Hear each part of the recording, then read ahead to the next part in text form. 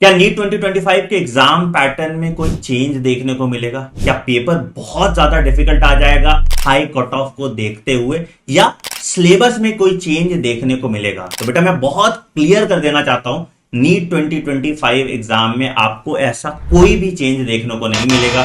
जैसे क्वेश्चंस आपने 2024 में देखे, जो सिलेबस आपने 2024 में फॉलो किया, वही सिलेबस आपको 2025 में भी फॉलो करना है। कुछ चीजों का बस आपको ध्यान रखना है। पहला, कि पेपर एनसीईआरटी से ही आएगा। आपको बस एफिशिएंट प्रैक्टिस करके अपना रिवीजन इस तरीके से करना है कि एग्जाम में आपको सारे देखे हुए क्वेश्चन मिले।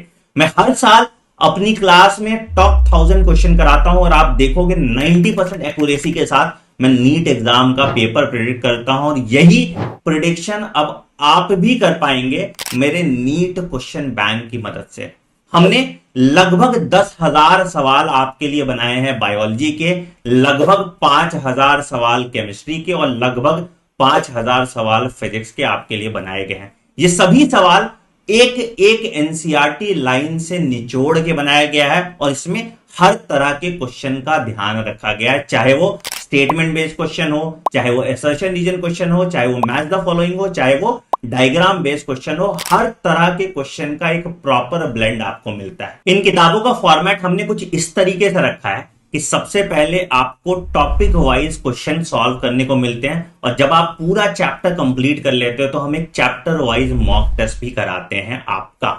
इन सभी क्वेश्चन के डिटेल्ड आंसर की और सॉल्यूशन आपको हमारी किताब में मिल जाती है, और साथ ही साथ आप हमारे फंडा बॉक्स ऐप पे इनका वीडियो सॉल्यूशन और इन ऐप प्रैक्टिस भी कर सकते हैं अगर आप कहीं ट्रैवल कर रहे हैं और अपनी किताब भूल जाते हैं तो।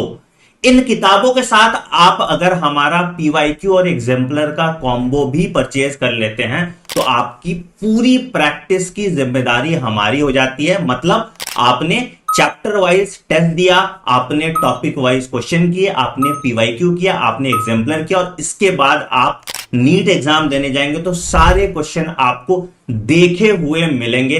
ये एफिशिएंट क्वेश्चन सीरीज हमने आपके लिए बनाई है ताकि आपका टाइम वेस्ट ना हो इररिलेवेंट सवाल करने में, और एग्जैक्टली जहां से पेपर बन सकता है उन सभी टॉपिक को कवर करके एक कैप्सूल के फॉर्म में एक प्रैक्टिस क्वेश्चन सेट आपके लिए बनाया गया है। तो फटाफट नीचे दिए गए लिंक पे क्लिक कीजिए और आज ही इस बुक की मदद से अपनी नीट 2025 की जर्नी में चार चांद लगा लीजिए। All the best.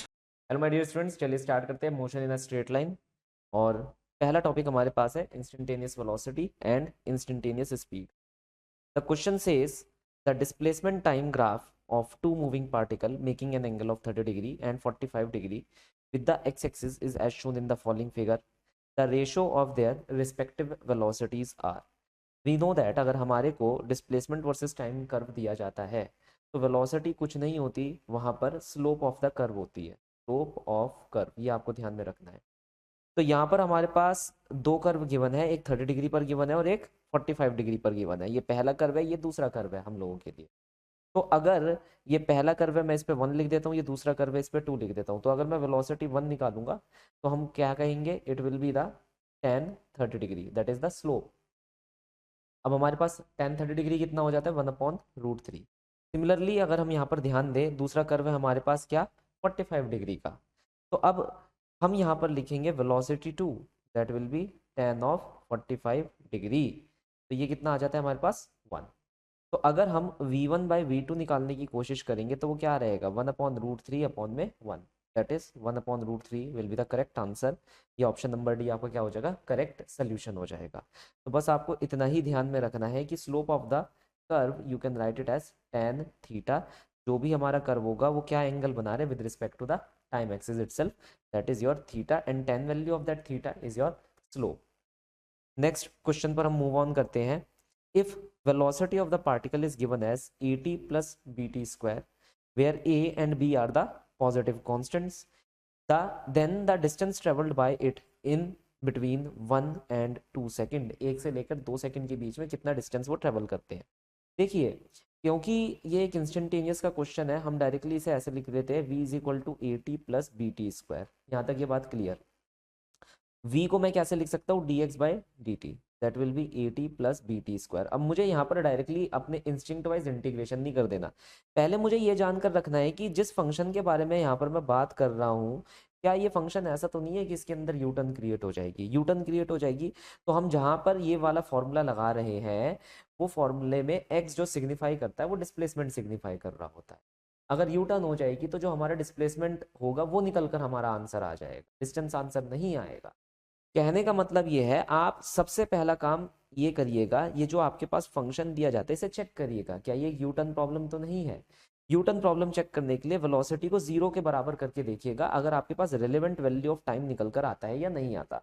जैसे इस केस के अंदर रेलेवेंट वैल्यू ऑफ टाइम निकल कर नहीं आ सकता है, यहाँ पर टाइम नेगेटिव निकल कर आएगा जो कि एक इररेलेवेंट वैल्यू है।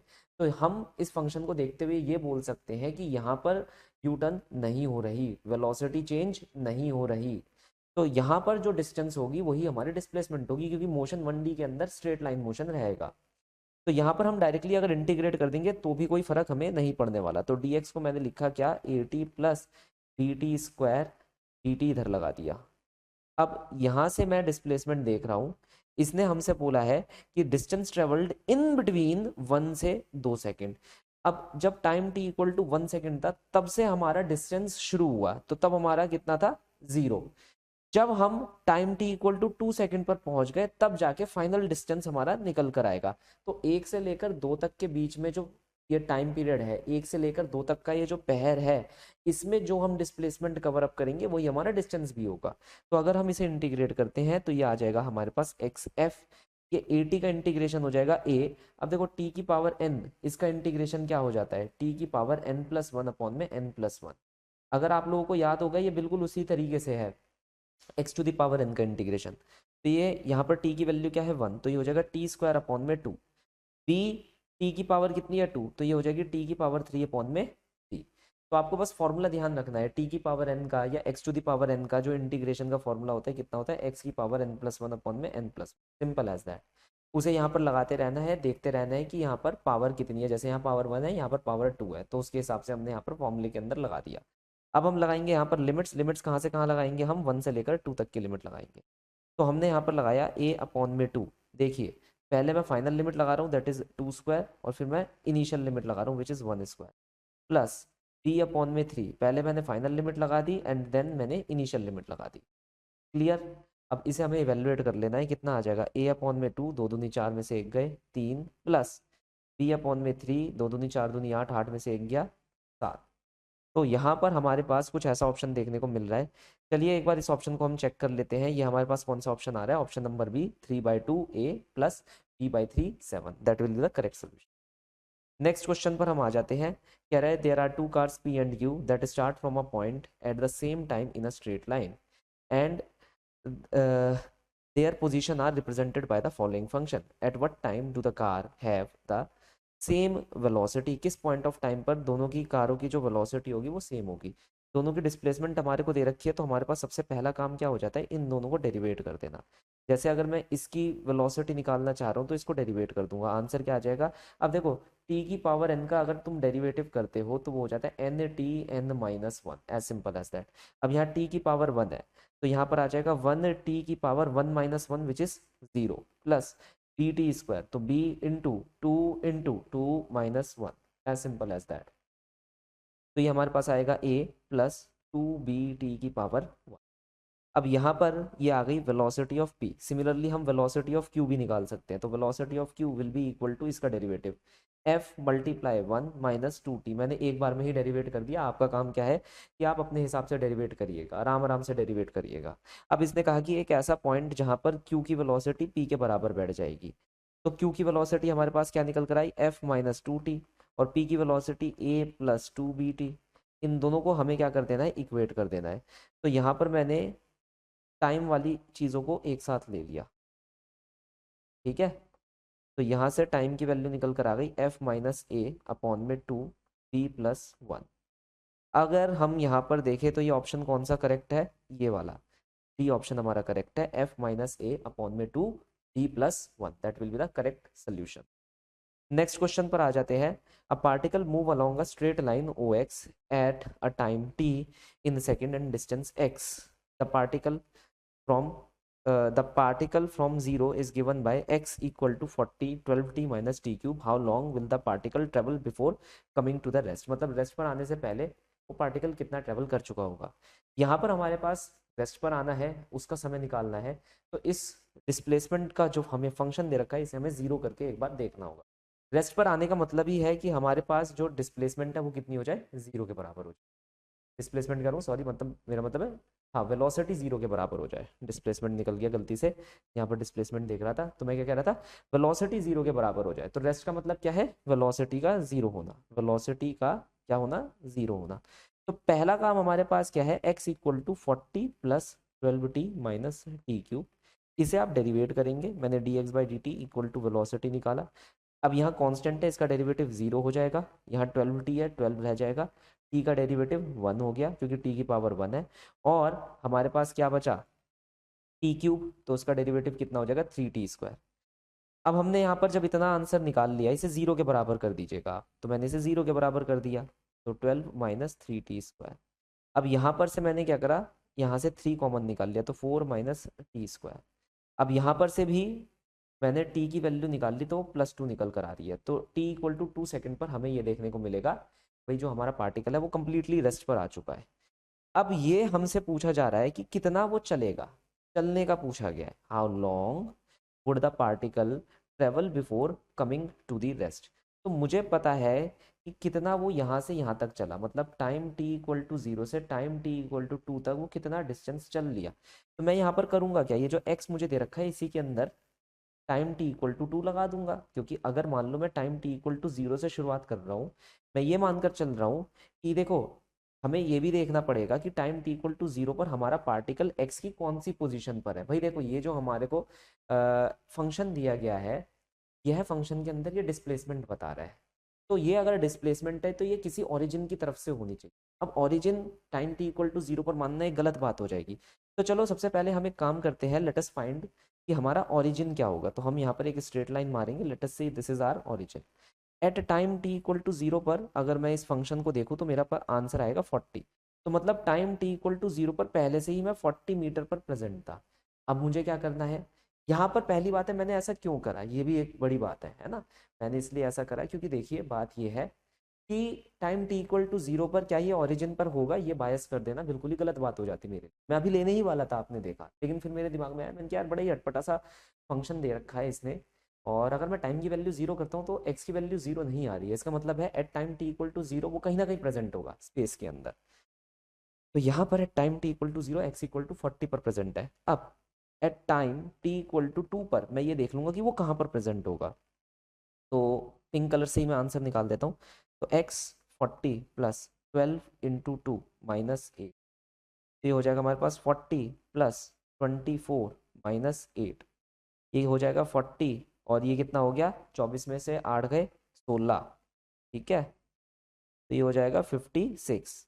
तो हम यहाँ पर आ गए, that is 56 metre at time t equal to 2। अब हमें ये देखना है यहाँ से लेकर के यहाँ तक हमने कितना मीटर कवर करा।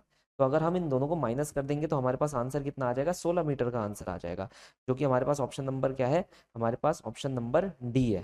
क्या, d, which is nothing but your 16 metre, that will be the correct solution for the following problem. तो ऐसे करके हमें देखना है कि चीज़ों को कैसे हैंडल करना है। टाइम t इक्वल टू 0 पर x इक्वल टू 0 मानना बिल्कुल सही बात नहीं होती। Okay, next question, the displacement x of the particle which varies at the time x equal to a e to the power minus alpha t plus b e to the power beta t, where a, b, alpha, beta are positive constant, the velocity of the particle will be, मतलब ये सब हमें check करना है। तो इसने कहा है कि भाई पहले वेलोसिटी निकालो, तो निकाल ही लेते हैं।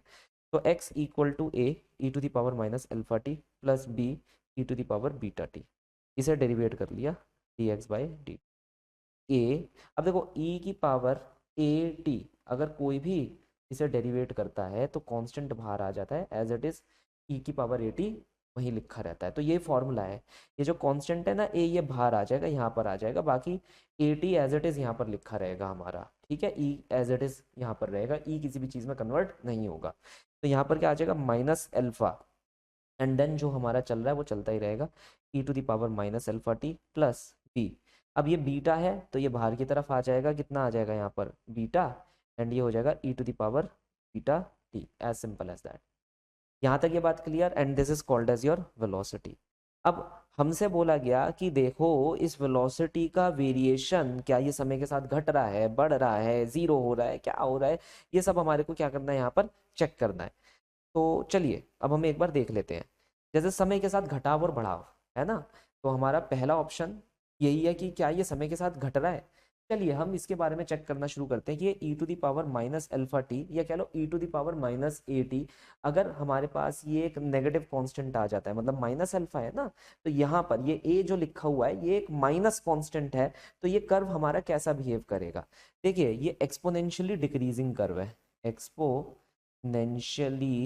डिक्रीजिंग कर्व, कहने का मतलब है हमेशा जैसे जैसे समय हमारा बढ़ता जाएगा ये कर्व क्या होता रहेगा, घटता रहेगा, घटते घटते ये बिल्कुल जीरो को टेंड करने की कोशिश करेगा, लेकिन जीरो के बराबर नहीं होने वाला। ठीक है, तो अब यहाँ पर दो फंक्शंस बनते हुए नजर आ रहे हैं, पहला मेरे ये वाला फंक्शन हो जाएगा आप देख पा रहे हैं, और दूसरा मेरा ये वाला फंक्शन हो जाएगा आप देख पा रहे हैं।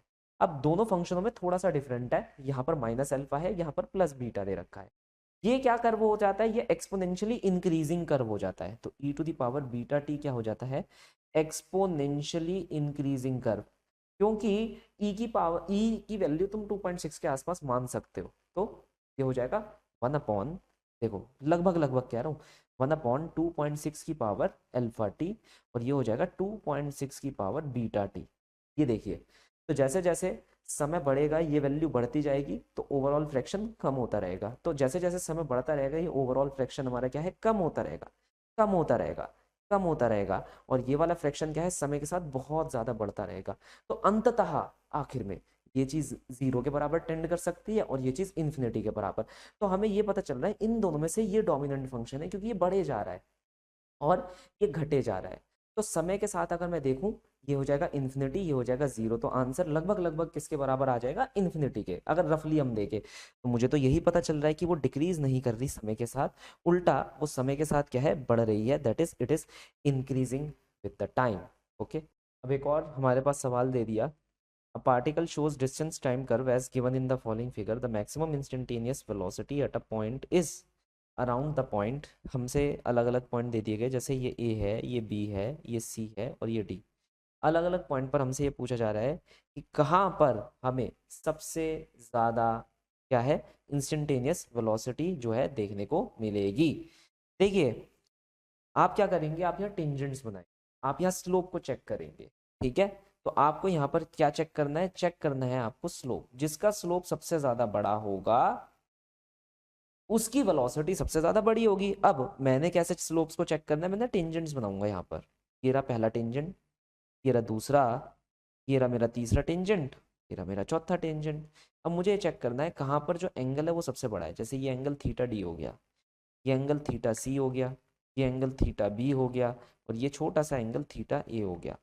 तो अब होता क्या है, अगर एक्यूट एंगल का केस रहता है, जिस किसी का भी एंगल बड़ा होगा उसके टेन थीटा की वैल्यू बड़ी होगी, तो स्लोप हमारे लिए क्या हो जाएगा, टेन थीटा, डिस्टेंस और टाइम का स्लोप क्या है हमारे लिए, टेन थीटा, जिसे हम यहाँ पर क्या बोलेंगे, डिस्टेंस वर्सेस टाइम के कर्व में तो हम इसे क्या बोलना पसंद करेंगे, स्पीड बोलना पसंद करेंगे, स्पीड। लेकिन हमें पता है कि इसने हमसे पूछा है इंस्टेंटेनियस वेलोसिटी, ना कि स्पीड, ठीक है, मगर एक चीज आपको ध्यान रखनी है, इंस्टेंटेनियस वेलोसिटी के दो एक्सपेक्ट होते हैं, उसके मैग्नीट्यूड एक्सपेक्ट को तुम स्पीड कहते हो और एक हो जाता है डायरेक्शन, डायरेक्शन से हमें इतना कोई लेना देना नहीं, आगे जा रही है पीछे जा रही है कोई टेंशन लेने वाली बात नहीं है, अगर आगे जाएगी तो फॉरवर्ड डायरेक्शन में मूव ऑन आगे कर गई, अगर बैकवर्ड जाएगी तो फॉरवर्ड डायरेक्शन में पीछे चली गई, कोई टेंशन वाली बात नहीं। तो हमें यहाँ पर उसके मैग्नीट्यूड एक्सपेक्ट को एक्सप्लोर करना है, तो मुझे ये पता चला कि भाई जिसका एंगल बढ़ा उसके टेन की वैल्यू बढ़ी, दैट इज उसकी स्पीड बढ़ी, दैट इज उसका मैग्नीट्यूड बढ़ा, दैट इज उसकी इंस्टेंटेनियस वेलोसिटी अपने आप बड़ी हो जाएगी। यहाँ तुम्हें क्या लग रहा है, सबसे बड़ा एंगल देखने से ही किसका लग रहा है, मुझे थीटा सी का एंगल लग रहा है, तो यहाँ पर इसकी जो वैल्यू है वो सबसे ज्यादा बड़ी होगी, दैट इज मैं ये बोल सकता हूँ कि हमारे पास इस केस के अंदर जो आंसर आएगा वो होगा option number B, that will be the correct solution. Next, the displacement time graph of a moving particle which is as shown in the following figure. तो यहाँ पर हमसे पूछा गया है ये डिस्प्लेसमेंट टाइम कर्व है, तो ये बताओ इंस्टेंटेनियस वेलोसिटी किस पॉइंट पर नेगेटिव होगी। देखो जहाँ पर तुम्हारा एंगल ऑब्ट्यूज आ जाए, क्या आ जाए, ऑब्ट्यूज एंगल बन जाए, वहां पर तुम्हारी वेलोसिटी अपने आप नेगेटिव हो जाएगी। टेंजेंट बनाओ, यहाँ टेंजेंट बनाया, हमने देखा यहाँ angle with respect to time acute है, ठीक है, तो दिस इज एंगल एफ, ये एक्यूट है, तो इसके टेन थीटा की वैल्यू भी क्या आएगी, पॉजिटिव आएगी, मतलब ये गलत हो गया हमारा ऑप्शन, ये नहीं लेना हमारे को। अब तुम ई पर आ जाओ, ये देखो ई का एंगल मैंने ऐसे बनाया, यहाँ से मैंने एक लाइन मारी, अब ये एंगल है, ये वाला एंगल, ये तो एंगल 90 से बड़ा आ रहा है, ये एंगल ऑब्ट्यूज हो जाएगा, मतलब ई का जो हमारा एंगल है वो कैसा है, ऑब्ट्यूज, ई का एंगल हमारे लिए क्या है सर, ऑब्ट्यूज है, तो हम ये बोल सकते हैं यहाँ पर हमारी जो वेलोसिटी होगी वो नेगेटिव होगी। अच्छा डी की बात करते हैं, चलिए इसे भी मैं मिटा देता हूँ, ई का तो मुझे पता ही चल गया कि ई पर ऑब्ट्यूज बन रहा है, वहां पर नेगेटिव हो सकती है। डी की अगर मैं बात करूँ, देखिए टेंजेंट कैसे खींच रही है, एक एक्यूट एंगल बना रही है, ऐसे सी की बात करूँ यहाँ पर भी टेंजेंट एक्यूट एंगल बना रही है, तो ना डी सही है ना सी सही है, आंसर क्या हो जाएगा हमारा ई, क्योंकि वहीं पर हमें ऑब्ट्यूज एंगल दिख रहा है, अगर मैं टेंजेंट ड्रॉ करता हूं तो ये दिख रहा है ऑब्ट्यूज एंगल, यस, तो आंसर हमारे पास क्या हो जाएगा, option number E, that will be the correct solution for the following problem.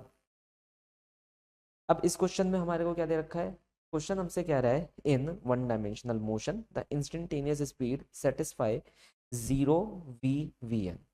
एक वन डायमेंशनल मोशन के अंदर हमारे पास कुछ ऐसे सेटिस्फेक्शन देखने को हमें मिल रहा है वेलोसिटी के फंक्शन का, ठीक है, तो वो कह रहा है कि 0 से लेकर वो vn तक एग्जैक्टली जा सकता है। अब इससे हमें पूछा जा रहा है कि भाई अगर मान लो ये जो v स्पीड है ना, 0 से बड़ी है और एक पर्टिकुलर नंबर से कम है, लेकिन 0 के बराबर जस्ट बराबर हो सकती है, यहाँ फंक्शन को देखिए ध्यान से, 0 के जस्ट बराबर हो सकती है, लेकिन इस पर्टिकुलर नंबर से मान लो ये 10 मीटर पर सेकंड है, 50 मीटर पर सेकंड है, इससे बड़ी नहीं हो सकती। तो पहला अगर मैं ऑप्शन चेक करूं, जो डिस्प्लेसमेंट होगा, the displacement in the time t must always take non negative value, वो हमेशा ही नॉन नेगेटिव वैल्यू लेगा क्या। देखो यार यहाँ बात कर रहे हो तुम डिस्प्लेसमेंट की, और यहाँ पर दे रखा है तुमने स्पीड, स्पीड का तो कोई डायरेक्शन होता नहीं है, चाहे वो आगे जाए चाहे वो पीछे जाए, उससे कोई फर्क ही नहीं पड़ता। अच्छा चलो स्पीड है, अगर ये मान लो वेलोसिटी होती तो ये पॉजिटिव डायरेक्शन में भी जा सकती थी, नेगेटिव डायरेक्शन में भी जा सकती थी, तो इसका मतलब है डिस्प्लेसमेंट पॉजिटिव भी हो सकती थी, डिस्प्लेसमेंट नेगेटिव भी हो सकती थी टी टाइम के अंदर। तो हमारा जो पहला ऑप्शन हो जाएगा वो तो बिल्कुल ही बेबुनियादी ऑप्शन है, गलत हो गया, खत्म हो गया। दूसरा, displacement x in the time T satisfy the following relation, कह रहे हैं डिस्प्लेसमेंट नेगेटिव भी हो सकती है और डिस्प्लेसमेंट पॉजिटिव भी हो सकती है, लेकिन कभी भी इन दो वैल्यूज को रीच नहीं कर पाएगी। हमारे पास यहाँ पर एक मैक्सिमम वेलोसिटी की वैल्यू, या कह लो मैक्सिमम स्पीड की वैल्यू हमारे को दे रखी है, विच इज वी नॉट। अगर हम एक्स डायरेक्शन में टी टाइम के अंदर जाएंगे तो डिस्प्लेसमेंट का फॉर्मूला कितना हो जाता है, वेलोसिटी इंटू टाइम टी, कितना हो जाएगा, v n into time t, है ना। अब इसने यहाँ पर बस वेरिएबल्स को चेंज कर दिया, वी एन की जगह वी नॉट लिख दिया, टी की जगह टी लिख दिया।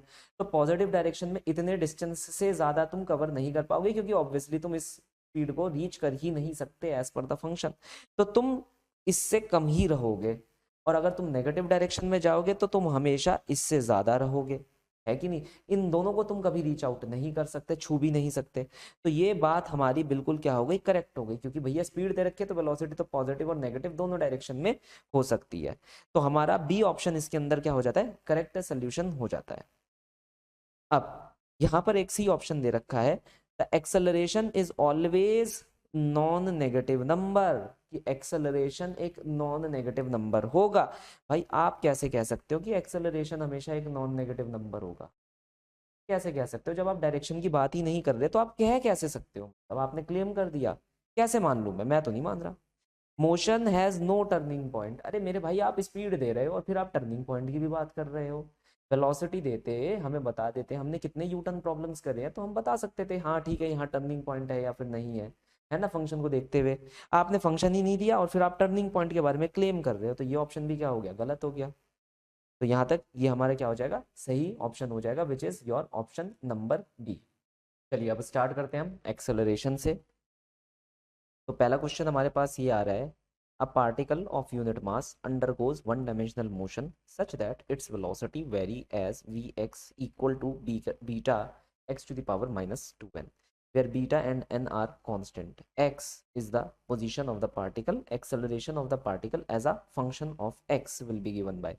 मैंने आपको पहले ही बोला था कभी भी ऐसा क्वेश्चन आ जाए जिसमें वेलोसिटी एक्स का फंक्शन हो तो एक्सेलरेशन का ये वाला फॉर्मूला आपको याद ही रखना है, इसके अलावा कोई और फॉर्मूला यूज ही नहीं होगा।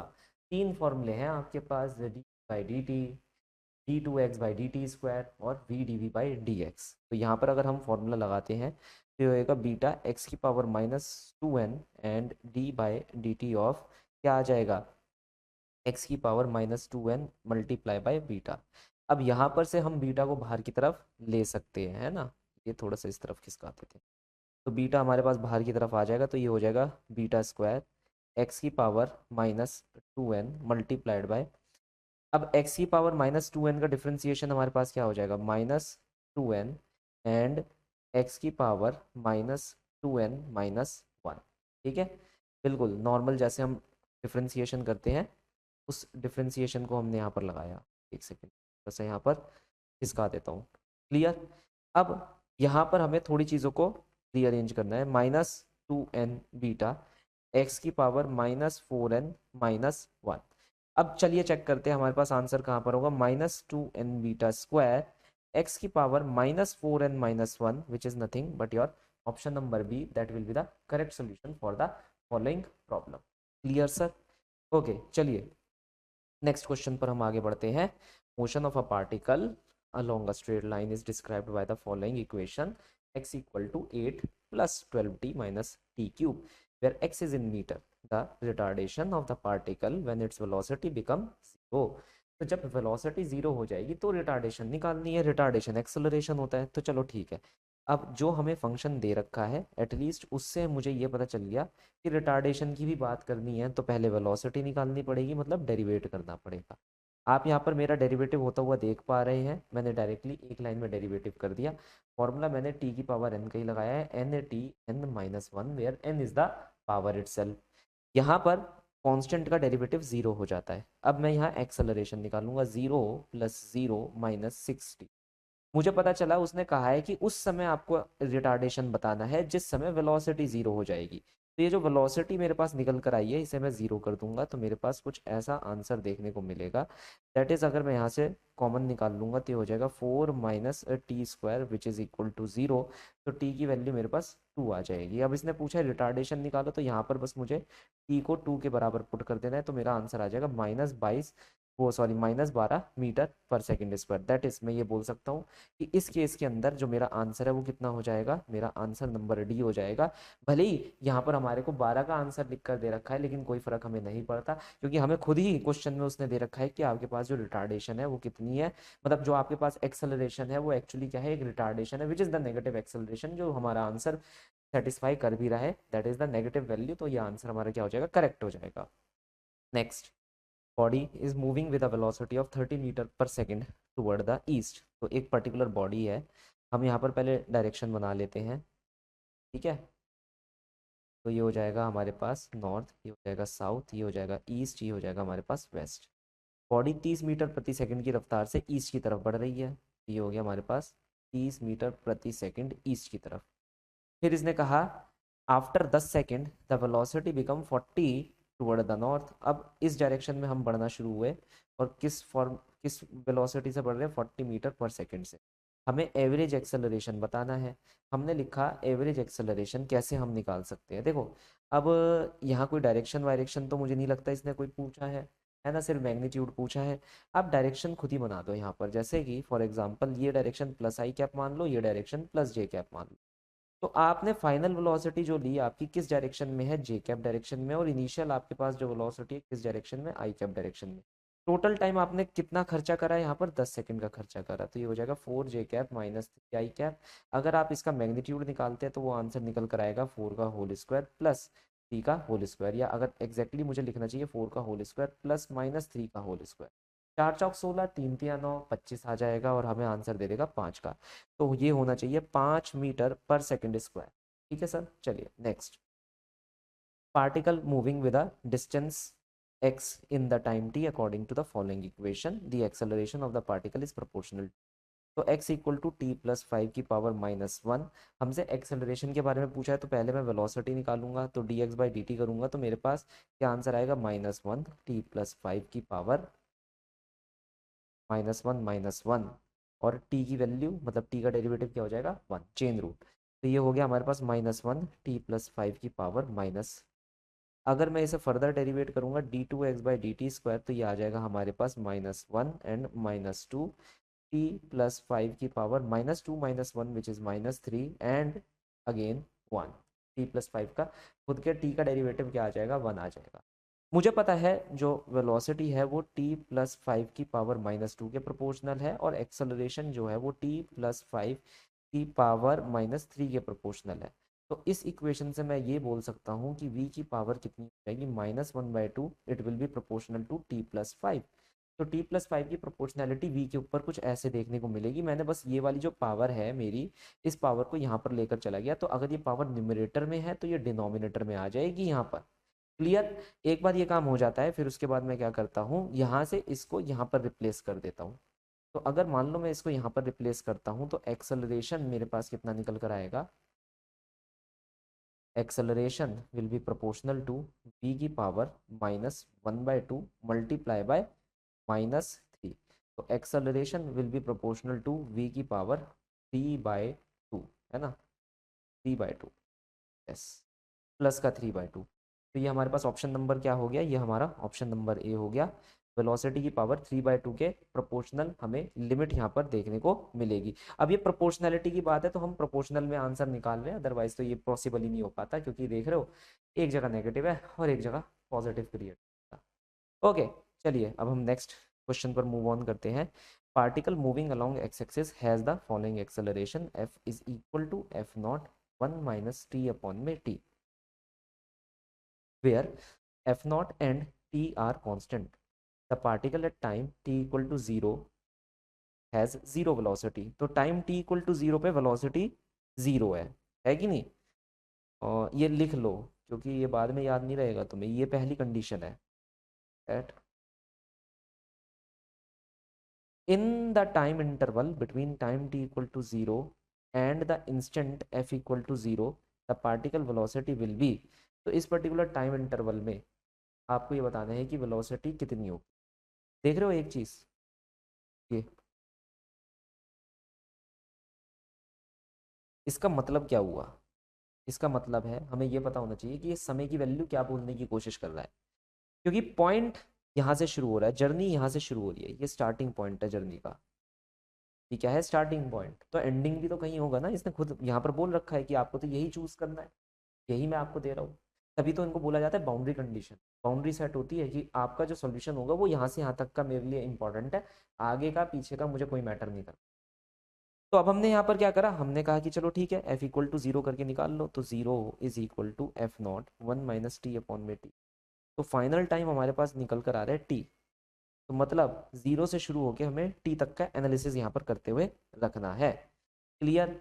अब ये एक्सेलरेशन है, हम इसे लिख सकते हैं dv बाई dt, बिल्कुल बिना लिखे काम होगा ही नहीं, f0 1 minus T by T. क्या ये dt को मैं राइट हैंड साइड पर ले जा सकता हूँ, बिल्कुल। तो dv f0 1 माइनस, क्या मैं दोनों तरफ इंटीग्रेट कर सकता हूँ, बिल्कुल कर सकते हैं। इनिशियल वेलोसिटी कितनी थी, 0, इनिशियल टाइम 0, फाइनल टाइम कितना है, कैपिटल टी, और वेलोसिटी कितनी है, vx, जैसा उसने बोला। क्या हम यहाँ पर लिमिट लगाएंगे तो यहाँ आंसर आएगा vx माइनस 0, बिल्कुल। यहाँ पर अगर हम इंटीग्रेट करते हैं तो इंटीग्रेशन का आंसर कुछ ऐसा दिखाई देगा, देना भी चाहिए। और लिमिट लगेगी 0 से कैपिटल टी। भाई हमारे पास ये 1 का इंटीग्रेशन क्या हो जाएगा, टी हो जाएगा, टी का इंटीग्रेशन क्या हो जाएगा, टी स्क्वायर बाय 2 हो जाएगा। ठीक है, ना तो पता ही होगा। तो यहाँ पर f0 T minus T square by, इसे सॉल्व करेंगे, f0 टी अपॉन में 2, ये आ जाएगा हमारा vx, that is the value of velocity इन, जो भी हमारे को निकालने की वेलोसिटीज ने पूछी। अब अगर हम इस क्वेश्चन को देखें तो ये आंसर कहाँ देखने को मिल रहा है, ये ऑप्शन हमें देखने को मिल रहा है, ऑप्शन नंबर डी, ये वाला ऑप्शन करेक्ट हो जाएगा। The position x of a particle with respect to the time t along x axis is given by the following relation, where x is in metre and time t is in second. What will be the position of this particle when it achieve the maximum speed. हमें x दे रखा है, क्या दे रखा है, 9t² minus T. हमने इसका फर्स्ट डेरिवेटिव निकाला विच इज़ वेलोसिटी। क्योंकि बात आ रही है स्पीड की, तो एटलीस्ट हमारे पास स्पीड तो नहीं पता, मगर वेलोसिटी तो पता हो सकती है। हमने वेलोसिटी निकाल ली। अब क्या करना है, उसने हमसे क्या बोला, उसने बोला एक ऐसी पोजीशन निकालो जहाँ पर आपकी मैक्सिमम स्पीड अचीव होगी लेकिन पॉजिटिव एक्स डायरेक्शन। तो हमने कहा चलो ठीक है, हमारे पास एक basic velocity as a function of time जो निकल कर आया वो आया 18 - 3। अब यहाँ पर उसने कहा पॉजिटिव एक्स डायरेक्शन में जब तक तुम रहोगे, मुझे तो नहीं पता कब तक मैं रहूँगा। तो मैं इस वेलोसिटी को ज़ीरो करके देख लेता हूँ। तो मुझे पता चल रहा है कि टाइम की वैल्यू 6 सेकंड तक, 0 से 6 सेकंड तक मैं पॉजिटिव एक्स डायरेक्शन में रहने वाला हूँ।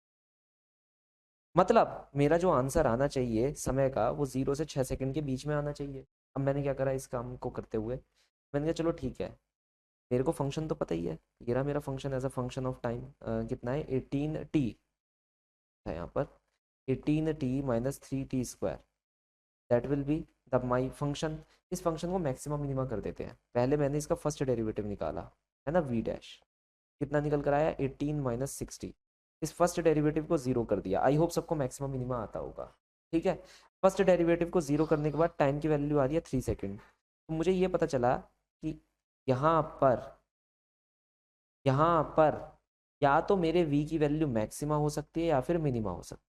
ठीक है, अब नीट के क्वेश्चनों में ज़्यादातर तो यही रहता है कि जब वो पूछ रहे होते हैं कि भैया मैक्सिमम होगी, तो इसी पॉइंट पे वो मैक्सिमम अचीव कर जाता है, हमें फर्दर डबल डेरिवेटिव टेस्ट करने की ज़रूरत नहीं है।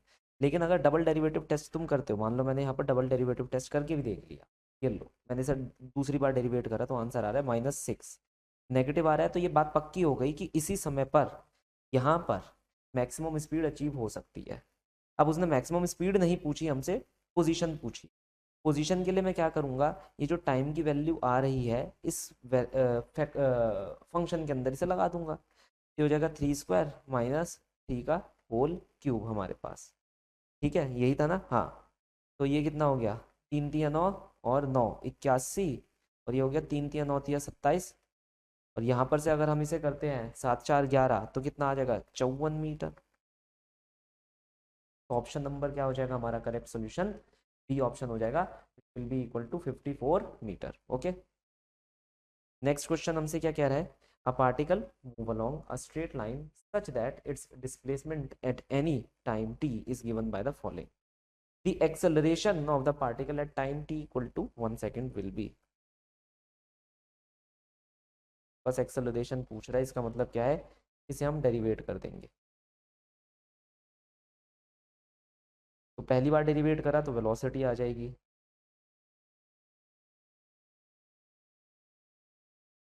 दूसरी बार डेरिवेट करा तो एक्सेलरेशन आ जाएगा। अब इसने 1 सेकेंड पर पूछा तो 1 लगा दो।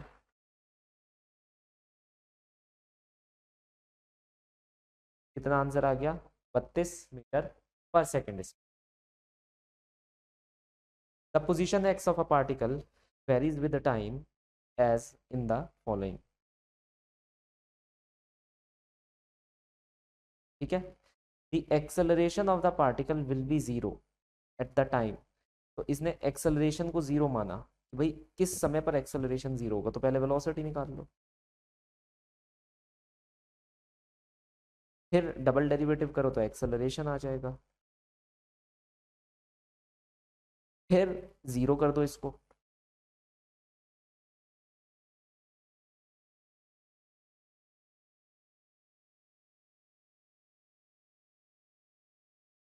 ये आंसर आएगा, देख लो अब ये आंसर कहाँ देंगे। ये आंसर दे रखा है यहाँ, a/3b। चलिए, the car accelerate from the rest at a constant rate alpha for some time, which it deaccelerate at constant rate beta and become rest. If the total time elapsed is t, the maximum velocity required, acquired by the car will be equal to। तो ये time t हो गया, ये velocity v हो गई। पहले हमारी जो कार है वो एक्सेलरेट करती है अल्फा से, फिर यही कार हमारी डी एक्सेलरेट करती है बीटा। ठीक है, टोटल टाइम जो वो लेती है यहाँ पर कितना लेती है, टोटल टाइम टी लेती है। तो यहाँ पर हमारे पास वी मैक्सिमम अचीव हो। देखिए अगर मैं इस एंगल को देखूं, ये एंगल तो हमारा थीटा हो गया, तो ये हो जाएगा हमारा 180 माइनस थीटा, 180 माइनस, मुझे पता है tan theta is negative of B, मैंने यहाँ पर लिया टेन।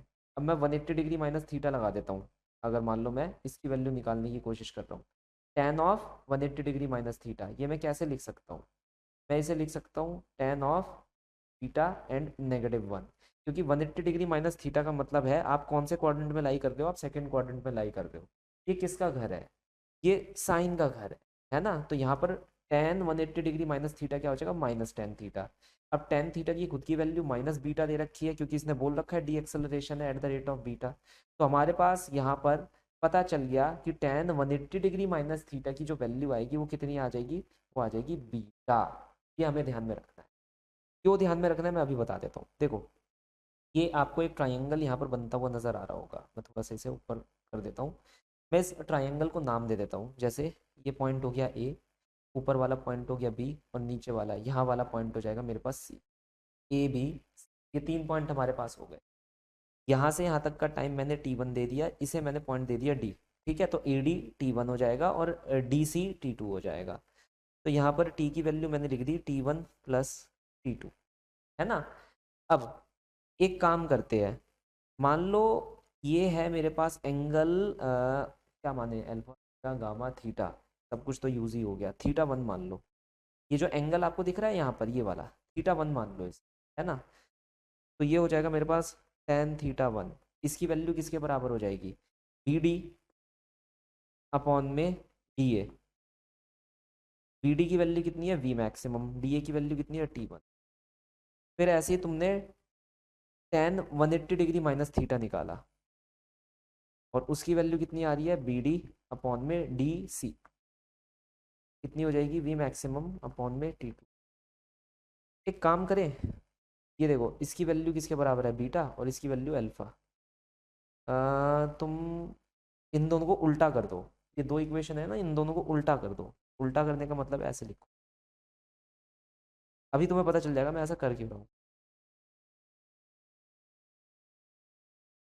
दोनों को ऐड कर दो,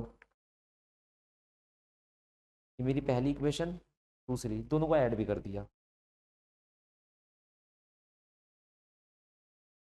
और ये कितना हो गया मेरे पास, टोटल टाइम टी जो इन्होंने दे रखा है। और इसे सॉल्व करेंगे तो alpha plus beta, alpha beta, तो वी मैक्स कितना आ जाएगा, alpha beta T, alpha plus beta. हो गया सवाल सॉल्व। अगर ऐसा कोई ऑप्शन है तो वो सही हो जाएगा। ये रहा sir, option number D will be the correct solution for the following problem. है कि नहीं आसान सा क्वेश्चन। ओके चलो, अ particle move along a straight line such that, ये हमारे को फंक्शन दे रखा है, velocity when acceleration is zero, velocity जब एक्सेलरेशन जीरो हो। तो पहले तो हम ये फंक्शन लिख लेंगे, इसे डेरिवेट कर देंगे, वेलोसिटी आ जाएगी। फिर क्या करेंगे, डबल डेरिवेट कर देंगे तो एक्सेलरेशन आ जाएगा।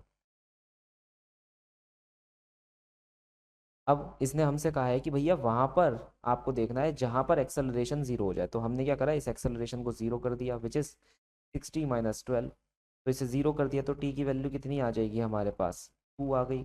आपको वेलोसिटी देखनी है वहां पर, तो हमने क्या करा, वेलोसिटी के फॉर्मूले में आंसर लगा दिया कि time T equal to 2 second लगा दूंगा तो मेरे पास वो वेलोसिटी आ जाएगी जहां मेरे पास एक्सेलरेशन क्या है, जीरो के बराबर आ रहा है। बस हमें इसे कैलकुलेट कर लेना है, 4 तिया 12, 12 दूनी 24, एंड ये हो जाएगा 3। तो -12 प्लस 3 दैट इज -9 का आंसर हमारे पास देखने को मिलेगा। तो हम यहाँ पर बोल सकते हैं कि ऑप्शन नंबर डी एक हमारा क्या हो जाएगा, करेक्ट सोल्यूशन हो जाएगा इस पर्टिकुलर प्रॉब्लम का। Is that clear to all. Now in this question हमें बोला गया है a lift is coming from the 8th floor and is just about to reach the 4th floor. तो यहाँ पर हम पहले बना लेते हैं, ये 8th फ्लोर है, ये 4th फ्लोर है। तो एक लिफ्ट जो कि 8th फ्लोर से चल रही है और जस्ट रीच करने वाली है 4th फ्लोर पर, ग्राउंड फ्लोर को हम ओरिजिन ले रहे हैं, ये हमारा ओरिजिन है, and positive direction upward, positive direction पर नेगेटिव, सब क्वांटिटीज के लिए। तो ये बताना है हमें कि कौन सा इसमें से करेक्ट होगा। देखो अगर तुम देखो तुम्हारी डिस्प्लेसमेंट नीचे की तरफ है, बिल्कुल बात सही, तो x लेस देन 0 हो जाएगा। तुम नीचे की तरफ मूव कर रहे हो तो भैया ब्रेक तो लगेंगे, अब ब्रेक लगेंगे ऊपर की तरफ, है कि नहीं? तो a हमारा 0 से बड़ा हो जाएगा। ओके, अब बात आ गई हमारी वेलोसिटी की, कि वेलोसिटी किस तरफ है। जा कहाँ रहे हो, नीचे की साइड, तो वेलोसिटी कैसी हो गई, लेस देन 0, मतलब नेगेटिव साइन होगा। तो कौन सा एक ऐसा ऑप्शन होगा इसमें, एक्स भी 0 से कम हो, ये वाला है। ए 0 से बढ़ गया, ए 0 से बढ़ गया, एक ही, अच्छा ये भी है, और वेलोसिटी भी 0 से कम हो, ये रहा। तो ऑप्शन नंबर ए हमारा हो जाएगा करेक्ट। मतलब ये बेसिक एनसीईआरटी के साइन कन्वेंशन पर था। ठीक है, नीचे आ रहे हो, ब्रेक लगाओगे तो ब्रेक का एक्सेलरेशन डी एक्सेलरेशन ऊपर की तरफ लगेगा, वेलोसिटी नीचे की तरफ रहेगी, डिस्प्लेसमेंट भी नीचे की तरफ रहेगी। तो हम क्या बोलेंगे यहाँ पर कि भैया ये हमारे sign convention. So the question says the displacement of the particle is given by x equal to t minus 2 का whole square where x is in meter and time t is in, the distance covered by the particle is first 4 second। देखो इसको करने का तरीका ये है, एक easy तरीके से सिखा, वेलोसिटी निकाल लो। तुम कहोगे सर ऐसा क्यों, वेलोसिटी क्यों निकाल रहे हो? अरे निकालो तो देखो पता चलेगा। अगर मैं मान लो यहाँ वेलोसिटी वर्सेस टाइम का कर्व बना देता हूँ, है कि नहीं आसान तरीका, तो वो जो कर्व होगा हमारे को कैसा दिखाई देगा, मुझे पता है यहाँ पर जो मेरा स्लोप है वो पॉजिटिव है, that is acute angle, intercept है वो नेगेटिव है। तो यहाँ पर जब टाइम t इक्वल टू 0 होगा, वेलोसिटी की वैल्यू क्या होगी, 4 होगी, और नेगेटिव, मेरा जो कर्व खींचेगा वो कुछ ऐसा खींचेगा। ठीक है, तो यहाँ पर अब मेन चीज़ क्या हो गई, इतना मेरे पास सवाल बन गया, मुझे कहाँ से कहाँ लेना है, टाइम t इक्वल टू 0 से, मतलब इस पॉइंट से लेकर time t equal to 4 second. मानते हो नहीं मानते? अगर मुझे आंसर निकालना है तो डायरेक्टली ये नहीं कह सकता एरिया अंडर दिस कर्व निकाल लो, एरिया अंडर दिस कर्व निकाल लो, दोनों को ऐड कर दो, मगर ध्यान रखना ये नेगेटिव आएगा, ये पॉजिटिव आएगा, सॉरी ये पॉजिटिव आएगा, ये नेगेटिव आएगा, बस जो नेगेटिव आ रहा है उसे भी पॉजिटिव, है कि नहीं? तो जब टाइम टाइम की वो वैल्यू जब वेलोसिटी 0 हो जाएगी, बस मुझे वो निकालनी है। तो टाइम की वो वैल्यू जब वेलोसिटी 0 हो जाएगी, कितनी निकल कर आ जाएगी मेरे पास, 2 सेकेंड। तो अब मेरे पास सब कुछ है, मुझे सिर्फ यहाँ पर ये चीज़ें देखनी है। हाँ, velocity at time t equal to 4 भी मैं निकाल सकता हूँ, 2 चौक 8 और ये, तो ये भी 4 और ये भी 4, और यहाँ से लेकर के यहाँ तक ये भी 2, और यहाँ से लेकर के यहाँ तक ये भी 2। अगर मैं इसका एरिया ट्राइंगल लिखूँ ए बी सी, वैसे तो अगर ये देखा जाए ए बी सी, ये जो ट्राइंगल मेरे पास बनकर आ रहा है और ये वाला जो ट्राइंगल मेरे पास बनकर आ रहा है, यार ये तो आइडेंटिकल है, किसी एक का भी एरिया निकाल लो, 1/2 बेस मल्टीप्लाई 4, है ना, ऑल्टीट्यूड, कितना आंसर आ जाएगा 4। अब ये प्लस का 4 है, ऐसे ही ये आंसर कितना आएगा हमारे पास, माइनस का 4, लेकिन हमें तो डिस्टेंस निकालना है, तो माइनस के 4 को प्लस का 4 बना देना, और बाकी का जो ये 4 ऊपर की तरफ आ रहा था उसे ऐड कर देना, आ जाएगा 8 मीटर।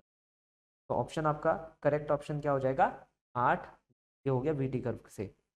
ओके, चलिए स्टार्ट करते हैं kinematics equation for uniformly extended motion.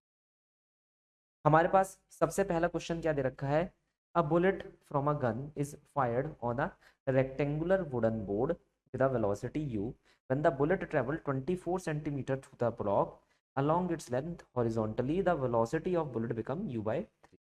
तो यहाँ हम एक बोर्ड बना लेते हैं। हुआ क्या, एक बुलेट को आपने फायर करा, ये जो बुलेट है ये 24 सेंटीमीटर चली, जो बुलेट है ये कितने सेंटीमीटर चली, 24 सेंटीमीटर। एंट्री वेलोसिटी u थी, लेकिन 24 सेंटीमीटर चलने के बाद इसकी वेलोसिटी हो गई u/3। Further it penetrate into the block in the same direction and comes to rest. Further ये पेनिट्रेट करती है और रेस्ट पर आ जाती है, इट कम टू रेस्ट, मतलब u की वैल्यू हो जाएगी आपकी 0। फाइंड, इसमें लिखा है हाँ, find the total length of the block. देखो यहाँ पर ये कह रहा है it further penetrate into the block in the same direction before coming to the rest exactly at the other end of the block. मतलब आप ये समझ लीजिए कि ये ब्लॉक से बाहर नहीं आ पाती, जस्ट जहाँ पर हमारा जो ब्लॉक है वो ख़त्म हो रहा होगा वहाँ पर जाकर ये रेस्ट पर आ जाती है, जहाँ पर ब्लॉक का अंत हो रहा होगा वहाँ पर ये रेस्ट पर आ जाती है। तो ये कह रहा है कि ये जो टोटल लेंथ इस बुलेट ने कवर करी है ये लेंथ ऑफ द ब्लॉक के बराबर है, लेंथ ऑफ ब्लॉक के बराबर है। आपको यही लेंथ निकालनी है। मैं एक बार क्वेश्चन अच्छे से एक्सप्लेन कर देता हूँ। हमारी बुलेट एंटर करती है, 24 सेंटीमीटर चलती है, वेलोसिटी u/3 हो के बाद जो रिमेनिंग लेंथ है वो उसे कवर अप करती है और रेस्ट पर आ जाती है। रिमेनिंग लेंथ वो इतनी ही कवर अप कर पाती है कि जस्ट वो ब्लॉक से हमारे जस्ट बाहर आएगी, या बाहर भी नहीं गिरेगी, जस्ट यहाँ पर आकर अटक जाएगी, है ना। तो हमें ये बताना है ये टोटल ब्लॉक की लेंथ ही कितनी है हमारे पास। हम क्या करेंगे यहाँ पर, हमने कहा कि ये हमारे पास पहला वो हो गया face, this is first face, हमने इसे नाम दे दिया ए, और ये दूसरा फेस हो गया बी। तो यहाँ पर क्या हुआ, मैंने लिखा ए से लेकर बी, ए से लेकर बी मैंने यहाँ फॉर्मूला लगाया v²u²2as। हमारे पास फाइनल वेलोसिटी हो जाएगी u/3 का होल स्क्वायर, इनिशियल हो जाएगी u²। तुम्हारे दिमाग में मुझे पता है ये ज़रूर आ रहा होगा कि सर ऐसा ही क्यों करा हमने, है ना, हम यही फार्मूला क्यों लगा रहे हैं। आंसर इसका ये है कि अगर यहाँ पर मैं वेरिएबल्स देखूँ, मुझे लेंथ निकालनी है, ब्लॉक कुछ ना कुछ रेजिस्टेंस प्रोवाइड कर रहा होगा, वो एक्सेलरेशन की फॉर्म में शो हो जाएगा। टाइम का हमारे पास यहाँ पर कोई फ़ायदा नहीं है लेने का, तो मैंने वो सारी इक्वेशन जो टाइम से रिलेटेड थी उन्हें एलिमिनेट कर दिया, तो यही वाली एक इक्वेशन बचकर आई। तो ये पहले ए से बी के फेस के अंदर मुझे देखने को मिल रहा है। तो ये मेरे पास कितना आंसर आ जाएगा, 3×3 = 9 हुआ, 9 में से 1 गया 8, तो -8 u²/9 that will be equal to 2×2 = 4, 4×2 = 8, 48/100 into acceleration a. कम से कम चलो इतना आंसर तो निकल कर आया, बाकी बाद में देखें, ठीक है। और फिर मैंने कहा कि चलो जब इतना आंसर निकल कर आ गया है, आप फर्दर जो बी से सी है उसके लिए देख लेते हैं क्या आंसर निकल कर आ सकता है। तो बी से सी के लिए फाइनल वेलोसिटी मेरे पास 0, इनिशियल वेलोसिटी u/3 का whole square plus 2 times of acceleration into the displacement. अब ये डिस्प्लेसमेंट हमारे को नहीं पता, लेट द डिस्प्लेसमेंट दिख रहा होगा।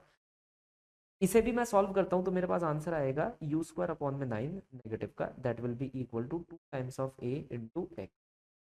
सेकेंड इक्वेशन हो गई, ये फर्स्ट इक्वेशन। वाई नॉट हम इन दोनों को डिवाइड कर दें, और करना भी चाहिए।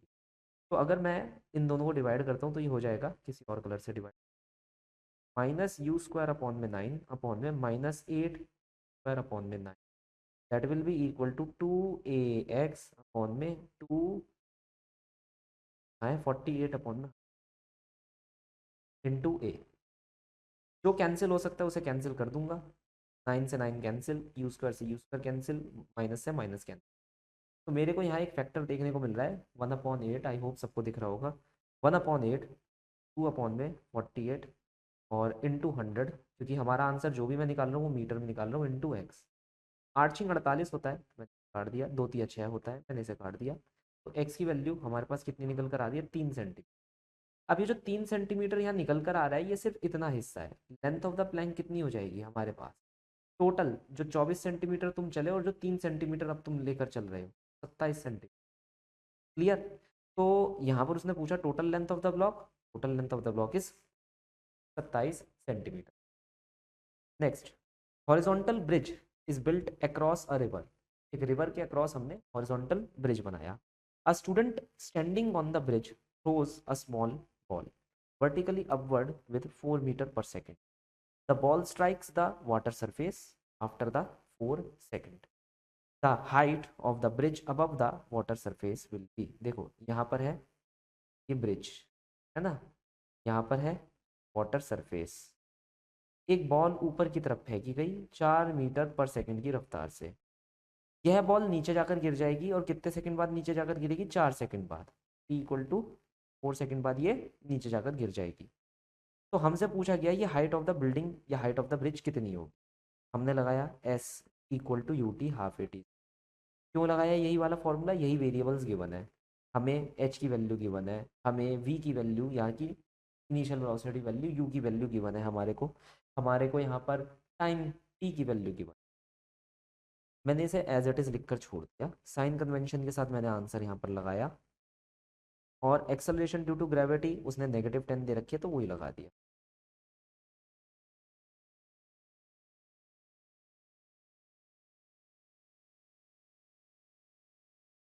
देखो, ठीक है, -64 का मतलब है जो हाइट है वो नीचे की तरफ हमारी क्या हो रही है, कैलकुलेट हो रही है। साइन कन्वेंशन भी तो कोई चीज़ है ना भैया।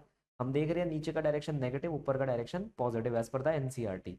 तो आंसर आ जाएगा -64 मीटर। माइनस का मतलब सिर्फ ये है कि हम डिस्प्लेसमेंट नीचे की तरफ ले रहे हैं।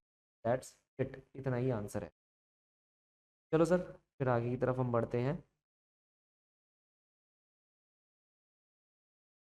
A car start from the rest accelerate at the acceleration of 5 metre per second square. तो एक कार है हमारे पास जो रेस्ट से स्टार्ट करती है और इस पर्टिकुलर एक्सेलरेशन से चल रही होती है। At time t equal to 4, ball is dropped out of the window by the person sitting in the car. What is the velocity and acceleration of the ball time t equal to 6 second? And t की value हमें 10 लेनी है, जो कि चलो ठीक है, हमारे लिए बहुत ही कंफर्टिंग बात हो जाती है कि भैया 9.8 नहीं है। अब हमें करना क्या है, पहले तो लिख लेना है कि इसने क्वेश्चन में बोला क्या है। A car start from rest, मतलब इनिशियल वेलोसिटी कार की 0 है, एक्सेलरेशन दे रखा है 5 metre per second, at time T equal to 4 second. At time T equal to 4 second मतलब ये इनिशियल है जो भी दे रखा है। 4 सेकेंड पर वो कार से हम एक ऑब्जेक्ट को ड्रॉप कर देते हैं। एक ऑब्जेक्ट हो गया drop. What is the velocity and acceleration of the ball after 6 second? तो 6 सेकेंड के बाद इसकी वेलोसिटी और एक्सेलरेशन क्या होगा। अब क्वेश्चन को करने के लिए आपको दो चीज़ें ध्यान रखनी। जब भी कभी हमारे पास एक कोई एक ऐसा केस आ रहा होता है जिसके अंतर्गत हमें ये देखने को मिलता है कि हम किसी ऑब्जेक्ट को लेट डाउन कर रहे हैं, छोड़ रहे हैं अपने रिस्पेक्ट, है ना, तो ये ध्यान में रखना चाहिए कि वो ऑब्जेक्ट हमारे साथ हमारी वेलोसिटी से आगे की तरफ बढ़ रहा है। ये बात क्लियर। तो यहाँ पर हुआ क्या, मान लो कार यहाँ से शुरू करती है, इनिशियल वेलोसिटी तो इसकी 0 है, यहाँ तक गई, यहाँ पर हमारे पास टाइम कितना आ गया, 4 सेकेंड आ गया, और इस पर्टिकुलर पॉइंट पर हमें वेलोसिटी नहीं पता हमारी कार की जहाँ पर हमने तो हम यहाँ पर v equal to u plus a t लगा देंगे and v will be equal to 0 plus acceleration इसने कितना दे रखा है, 5 दे रखा है, और टाइम इसने दे रखा है 4 सेकंड का, मतलब चौथे सेकंड हम छोड़ रहे हैं, तो ये आंसर आ जाता है 20। ठीक है, तो ये हमारे पास आंसर कितना आ गया, 20 आ गया।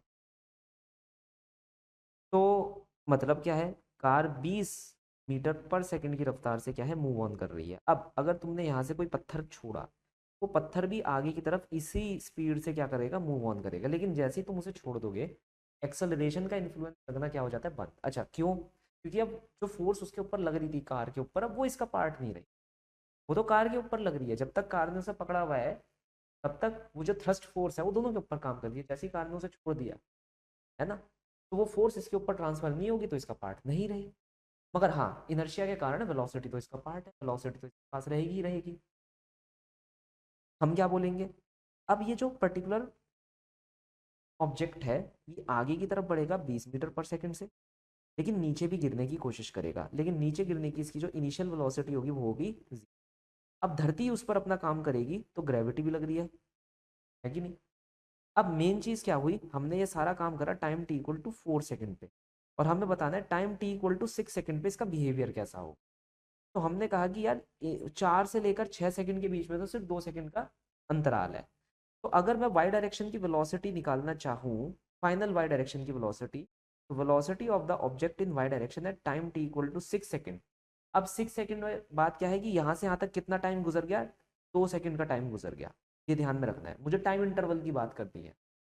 तो उन 2 सेकंड के अंदर की वेलोसिटी कितनी होगी, initial velocity 0, half acceleration into time का होल स्क्वायर, तो आंसर हमारे पास आ जाएगा -20, है कि नहीं।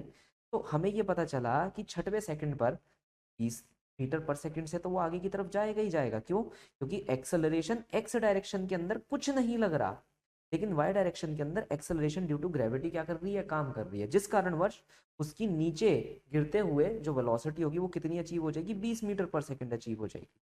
तो हमें ये पता चला है यार 20 आगे और 20 नीचे की तरफ, इन दोनों का रिजल्टेंट जो बनकर आएगा वो आंसर हमसे एक्सपेक्टेड है। तो इन दोनों का रिजल्टेंट क्या आ जाएगा, 20² प्लस 20², क्योंकि दोनों 90 डिग्री के एंगल पर इंक्लाइंड है, तो कितना हो जाएगा 20/2। तो हमारे पास आंसर कितना आ गया, 20√2।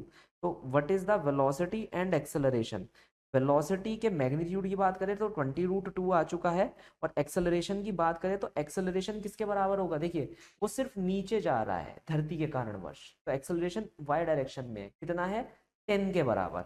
तो यहाँ पर हमारे पास क्या सही हो जाएगा, हमारा ऑप्शन नंबर डी सही हो जाएगा। उसकी जो वेलोसिटी है, या कह लो मोर स्पेसिफिकली स्पीड, क्योंकि उसने डायरेक्शन हमसे पूछा नहीं है, वो है 20√2, लेकिन धरती के कारणवश वो नीचे जा रहा है, तो acceleration due to gravity act कर रही है, विच इज 10। तो आंसर हो जाएगा डी ऑप्शन। नेक्स्ट क्वेश्चन पर आते हैं, क्या दे रहा है हमारे को नेक्स्ट क्वेश्चन, बस वायर वायर इधर कर देते हैं, है ना, पैरों में आती है तो अच्छी। ओके, नेक्स्ट क्वेश्चन ये कह रहा है, a small block slide down on a smooth incline plane. तो ये एक स्मॉल ब्लॉक है, ये स्लाइड डाउन कर रहा है एक स्मूथ इंक्लाइन प्लेन पर नीचे की तरफ, at time t equal to let Sn be the distance traveled by the block in the time interval n-1 to n। तो अब यहाँ पर जो डिस्टेंस वो ब्लॉक ट्रेवल करा कहाँ से, at the time interval n-1 से लेकर n तक, है ना, मतलब 1 सेकंड का टाइम इंटरवल, 1 सेकंड के अंदर वो इसने ऐसे किसी रेशो में रख दिया, Sn अपॉन में Sn+1। तो यहाँ पर हमसे पूछा गया कि आप इस रेशो को निकालिए। मैं एक बार ये क्वेश्चन को रिपीट कर देता हूँ। क्वेश्चन हमसे कह रहे हैं एक ब्लॉक एक इंक्लाइन प्लेन पर क्या कर रहा है, नीचे की तरफ मूव कर रहा है। हमसे ये बोला गया कि भाई उसने जो डिस्टेंस ट्रेवल करा वो है Sn, लेकिन ये जो Sn डिस्टेंस ट्रेवल करा उसने 1 सेकंड के क्षण में लिया, जो सेकंड हमने लिया है वो लिया है n से n-1। मतलब अगर टोटल टाइम पीरियड हमारा 10 सेकंड का है, तो 90 सेकंड से लेके 10वें सेकंड तक वो कितनी डिस्प्लेसमेंट कवर कर रहा है, दैट इज फॉर श्योर, वो हमने Sn बोली। तो हमें ये बताना है ये रेशो कितनी हो। आप सबको पता है, क्योंकि अगर हमने जस्ट ब्लॉक को स्लाइड डाउन करने की कोशिश करी है तो इसकी इनिशियल वेलोसिटी यहाँ पर क्या है, 0 है ना। चलो वो भी बात छोड़ो, तुम्हें तो पता ही है एस एन का एस एन एथ फॉर्मूला हम लगा सकते हैं, क्या हो जाता है u+a/2 2n-1। अब इनिशियल वेलोसिटी हमारे पास 0 है, और एक्सेलरेशन कितना भी हो उससे हमें फर्क नहीं पड़ता, तो एस एन की जो प्रोपोर्शनैलिटी है वो 2n-1 पर है। अगर किसी व्यक्ति ने ये बोल दिया कि सर Sn+1 है, तो आपको क्या कर देना है, n की जगह n+1 यहाँ पर लगा देना है, ठीक है, एंड देन -1 आ जाए, तो प्रोपोर्शनैलिटी हो जाएगी हमारी 2n+1 की। अगर हम इन दोनों को डिवाइड करते हैं Sn+1, that will be equal to 2n-1 upon में 2n+1। तो ये हमारे पास सोल्यूशन निकल कर आएगा, और कौन सा सोल्यूशन होगा ये, 2n, ये वाला option number B will be the correct solution for the following problem. I hope सब लोगों ने ये निकाल लिया होगा, जो लोग मेरे साथ कर रहे हैं अच्छी बात है, वो निकालते हुए चल रहे हैं, उनकी बहुत अच्छी प्रैक्टिस भी हो रही है। एक और question, a person is sitting in the ground floor of a building, notices a window W of height 1.5 metre. देखिए एक हम बिल्डिंग यहाँ बना देते हैं, हमारी बिल्डिंग, तो एक पर्सन जो है वो ग्राउंड फ्लोर पर बैठा है बिल्डिंग के यहाँ पर, वो नोटिस करता है कि एक विंडो है जिसकी हाइट है हमारे पास 1.5 metre. A ball is dropped from the roof of the building, बहुत ही ऊपर से एक पर्टिकुलर बॉल को हमने ड्रॉप कर दिया। It crosses the window in just 0.1 second, तो ये 0.1 सेकेंड के अंदर वो विंडो को कवर अप कर जाती है। What is the velocity of the ball when it is eight the top most point of the window. तो यहाँ पर इसकी वेलोसिटी क्या होगी। हमने कहा यार ये तो बहुत ही आसान क्वेश्चन, ऐसे यार इसके अंदर हम ये वाला फॉर्मूला लगा सकते हैं, क्योंकि हमारे पास क्या क्या गिवन है, समय भी गिवन है, एक्सेलरेशन भी गिवन है ना, और एस भी गिवन है। साइन कन्वेंशन के हिसाब से जब मैंने आंसर लगाया ये आया -1.5। इनिशियल वेलोसिटी हमें निकालनी है, टाइम की वैल्यू हमारे पास 0.1 है, प्लस हाफ इंटू ए की वैल्यू कितनी हो गई हमारे पास -10 एंड 0.1 का होल स्क्वायर। तो -1.5 is equal to u into 0.1 and plus 1/2 -10 into कितना हो जाएगा 1/100। 0 से 0 यहाँ पर कैंसिल आउट हो जाता है। फिर मैं क्या करूँगा, एक काम करते हैं, 0.1 को हर तरफ से इधर उधर पहुंचा देते हैं। देखो ना यहाँ पर भी 1/10 है, यहाँ पर भी 1/10 है, तो ये उड़ा ही देते हैं यार, काम तो होता ही रहेगा। तो ये आ गया मेरे पास -15, that will be equal to u plus half. ये हाफ भी कैसा है हमारे पास, माइनस का हाफ, तो u की वैल्यू हो जाएगी -15 प्लस हाफ। ये तो 14.5 की वैल्यू आ रही है, और वो भी नेगेटिव में। नेगेटिव बस ये बता रहे हैं कि हम नीचे की तरफ क्या कर रहे हैं, मूव ऑन कर रहे हैं। तो हमारा ऑप्शन जो हो जाएगा वो बी ऑप्शन हो जाएगा 14.5। खासा कैलकुलेशन इसके अंदर नहीं थी। नेक्स्ट क्वेश्चन पर आ जाते हैं. अ ball is throne vertically in the downward direction with a velocity of 20 meter per second from the top of the tower. It hit the ground after some time with a velocity of 80. The height of the tower will be equal to. तो एक particular हमारे पास एक tower है, एक ball को हमने ऊपर की तरफ फेंका इस वेलोसिटी के साथ 20 मीटर पर सेकंड की velocity. Now it hits the ground. अब वर्टिकली फेंका तो ऊपर ऐसे फेंका है, ऐसा नहीं है कि सामने की तरफ फेंक रहे हो. अब हमसे कहा गया it hits the ground after some time with a velocity of 80 metre per second. तो ये ऐसे जाता है, नीचे की तरफ आता है, लेकिन जब ये हिट कर रहा है ग्राउंड को तो इसकी वेलोसिटी हो चुकी है 80 metre per second. The height of the tower will B. जो हाइट है टावर की ये हमें बतानी है. मैं कहूँगा यहाँ पर आप लोग ये वाली इक्वेशन लगा दीजिए, क्योंकि आपको यहाँ पर सब कुछ गिवन है. एक्सेलरेशन गिवन है, इनिशियल और फाइनल वेलोसिटीज गिवन है, और आपको बस डिस्प्लेसमेंट फाइंड आउट करनी है. तो अगर मैं यहाँ पर देखूँ, मेरी फाइनल वेलोसिटी है 80 का होल स्क्वायर, इनिशियल वेलोसिटी है मेरे पास 20 का होल स्क्वायर. ध्यान रखना वैसे साइन कन्वेंशन के हिसाब से लगाओगे तो ये -80 का होल स्क्वायर हो जाएगा. -80 का होल स्क्वायर 20 का whole square 2 times of acceleration due to gravity into the displacement S. तो ये कितना हो जाएगा यार, बहुत ही ज़्यादा हो जाएगा. 6400 - 400 बटे 2 into -10, that is the displacement S. 0 0 0 cancel हो जाएगा, तो हो जाएगा 600 बटे 2, और वो भी नेगेटिव का. तो नेगेटिव का 300 मीटर हमें देखने को मिलेगा. तो हम यही लगा देंगे फिर. भैया हमारा जो आंसर आ रहा है वो क्या आ रहा है, नेगेटिव का 300 metre. That is option number C will be the correct solution for the following problem. Next question पर आ जाते हैं. A person standing on the floor of an elevator drops a coin. The coin reaches the floor in the time t1 if elevator at rest and in time t2 if the elevator is moving uniformly, uh, which of the following is correct. तो एक person है, एक elevator के अंदर बैठा है. Elevator है हमारे पास, एक पर्सन एलिवेटर के अंदर बैठा है. Person is standing on the floor of an elevator. काफ़ी मोटा तगड़ा पर्सन बना दिया, थोड़ा पतला कर देते हैं. ठीक है, ड्रॉप करता है एक कॉइन को. अब जैसे ही ये ड्रॉप कर रहा है, ध्यान रखना इसका मतलब ये नहीं है एकदम से एलिवेटर के ड्रॉप करा तो वो एकदम से नीचे गिर गई, ये इतना नहीं है. तो इसने बोला कि the coin reaches the floor in the time t1. उसने ड्रॉप करा. ड्रॉप करने का मतलब ये है भाई, अगर मान लो तुम्हारा एलिवेटर यहाँ पर v वेलोसिटी से जा रहा है तो ये भी v वेलोसिटी से ऊपर की तरफ जा रहा होगा. ठीक है. अब जो तुम्हारा एलिवेटर है उसमें क्या है, वो किसी न किसी पर्टिकुलर एक्सेलरेशन से ऊपर की तरफ जा रहा होगा, मान लो वो एक्सेलरेशन. तो अब मेन चीज क्या होगी, ये जो व्यक्ति अंदर बैठा हुआ है इसके लिए ये जो एक्सेलरेशन है ये कहाँ लगेगा, यहाँ पर. मानते नहीं मानते. और ग्रेविटी भी एक्ट कर रही है, तो ग्रेविटी भी कहाँ लगेगी, नीचे की साइड. अब हमसे ये पूछा गया, अगर the coin reaches the floor in the time t1, अगर मान लो टाइम t1 के अंदर कॉइन फ्लोर पर रीच कर जाता है जब एलिवेटर रेस्ट पर है. तो t1 कब है, when elevator at rest. When elevator at rest, तो वो टाइम t1 लेता है. इसका मतलब क्या है, अगर मैं इस एलिवेटर को रेस्ट पर कर दूं, मतलब एलिवेटर ए से ऊपर नहीं जा रहा, तो सिर्फ क्या एक्ट करेगा, जी एक्ट करेगा. तो टाइम पीरियड का फॉर्मूला क्या हो जाएगा, 2s अपॉन में जी का अंडर रूट है ना. जो भी डिस्प्लेसमेंट वो एस नीचे की तरफ कवर कर रहा है, यहाँ से लेकर के यहाँ तक की हाइट उतनी वो कवर करेगा और नीचे की तरफ गिर जाएगा. And time t2 when elevator is moving but uniformly moving. यहाँ पर ये कैच है, यूनिफॉर्मली एलिवेटर मूव कर रहा है. यूनिफॉर्मली एलिवेटर मूव करने का मतलब क्या है, उसकी एलिवेटर की वेलोसिटी हमारे पास कांस्टेंट, मतलब एलिवेटर का एक्सेलरेशन कितना हो जाएगा, 0. तो इसका मतलब है अभी भी सीडो एक्सेलरेशन कोई फील नहीं होगा, सिर्फ और सिर्फ ग्रेविटी फील होगी. तो यहाँ पर भी जो टाइम पीरियड हमारे पास निकल कर आएगा वो अभी भी क्या आएगा, 2s/g. अब इसने पूछा, आप इन सब जितने भी यहाँ पर आपने टाइम पीरियड ABCD जितने भी यहाँ पर टाइम पीरियड लिखा रखे हैं, इन सबको एक बार कंपेयर करके देख लीजिए कि भैया कौन सा आंसर करेक्ट है. मुझे तो यही पता चल रहा है कि यार ये दोनों ही एक दूसरे के बराबर आ रहे हैं.